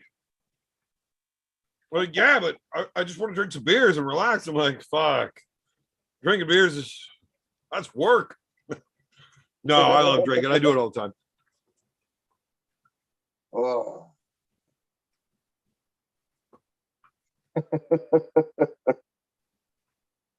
I don't know. I became obsessed with lifting, and then all my friends just kind of go away because I don't want to do it. I have that problem when I quit drinking because I was obsessed with fighting. Yeah. And I didn't want to drink on a Friday night anymore because I had to be in the gym for 8 a.m. Yeah. practice. Now, sometimes I would go, and then Saturday mornings, all the guys are like, dude, your fucking sweat reeks of fucking booze and McDonald's. What the fuck? I remember those times. Yeah, so like, nobody wants to fucking wrestle with you when you fucking stink like booze and McDonald's, man. I'm like, sounds like your problem. I'm wearing a gi, it's soaking it up. Like, yeah, the whole fucking gym stinks now. Fuck, I took my little brother to practice one night, and I don't think either of us had slept. We were fucking wrecked still when we went to the gym. Yeah. And he was young, like 18, 19. And he was rolling with this one chick, and she wasn't a bad looking girl. But he couldn't stop himself from his boner sticking through his gi. So he's like, Why? you're not on top. Like, no, he didn't want her sitting on it, right? So he's like trying to like stay on top, but like staying distance, and it was so fucking hilarious. He's trying not to sweat on her face, but trying to keep his hips so far away from her that she couldn't tell. And then as soon as they were done rolling, she comes over to me like, your brother has a massive boner the entire time. Like, I know, it's hilarious. I feel like you should just go home at that point. Everyone's got to know. You got to know. Like, Oh, yeah, everybody knew. But he still thought he was hiding it. He just kept retying the belts on his gi. Trying to do the uptuck. Didn't work.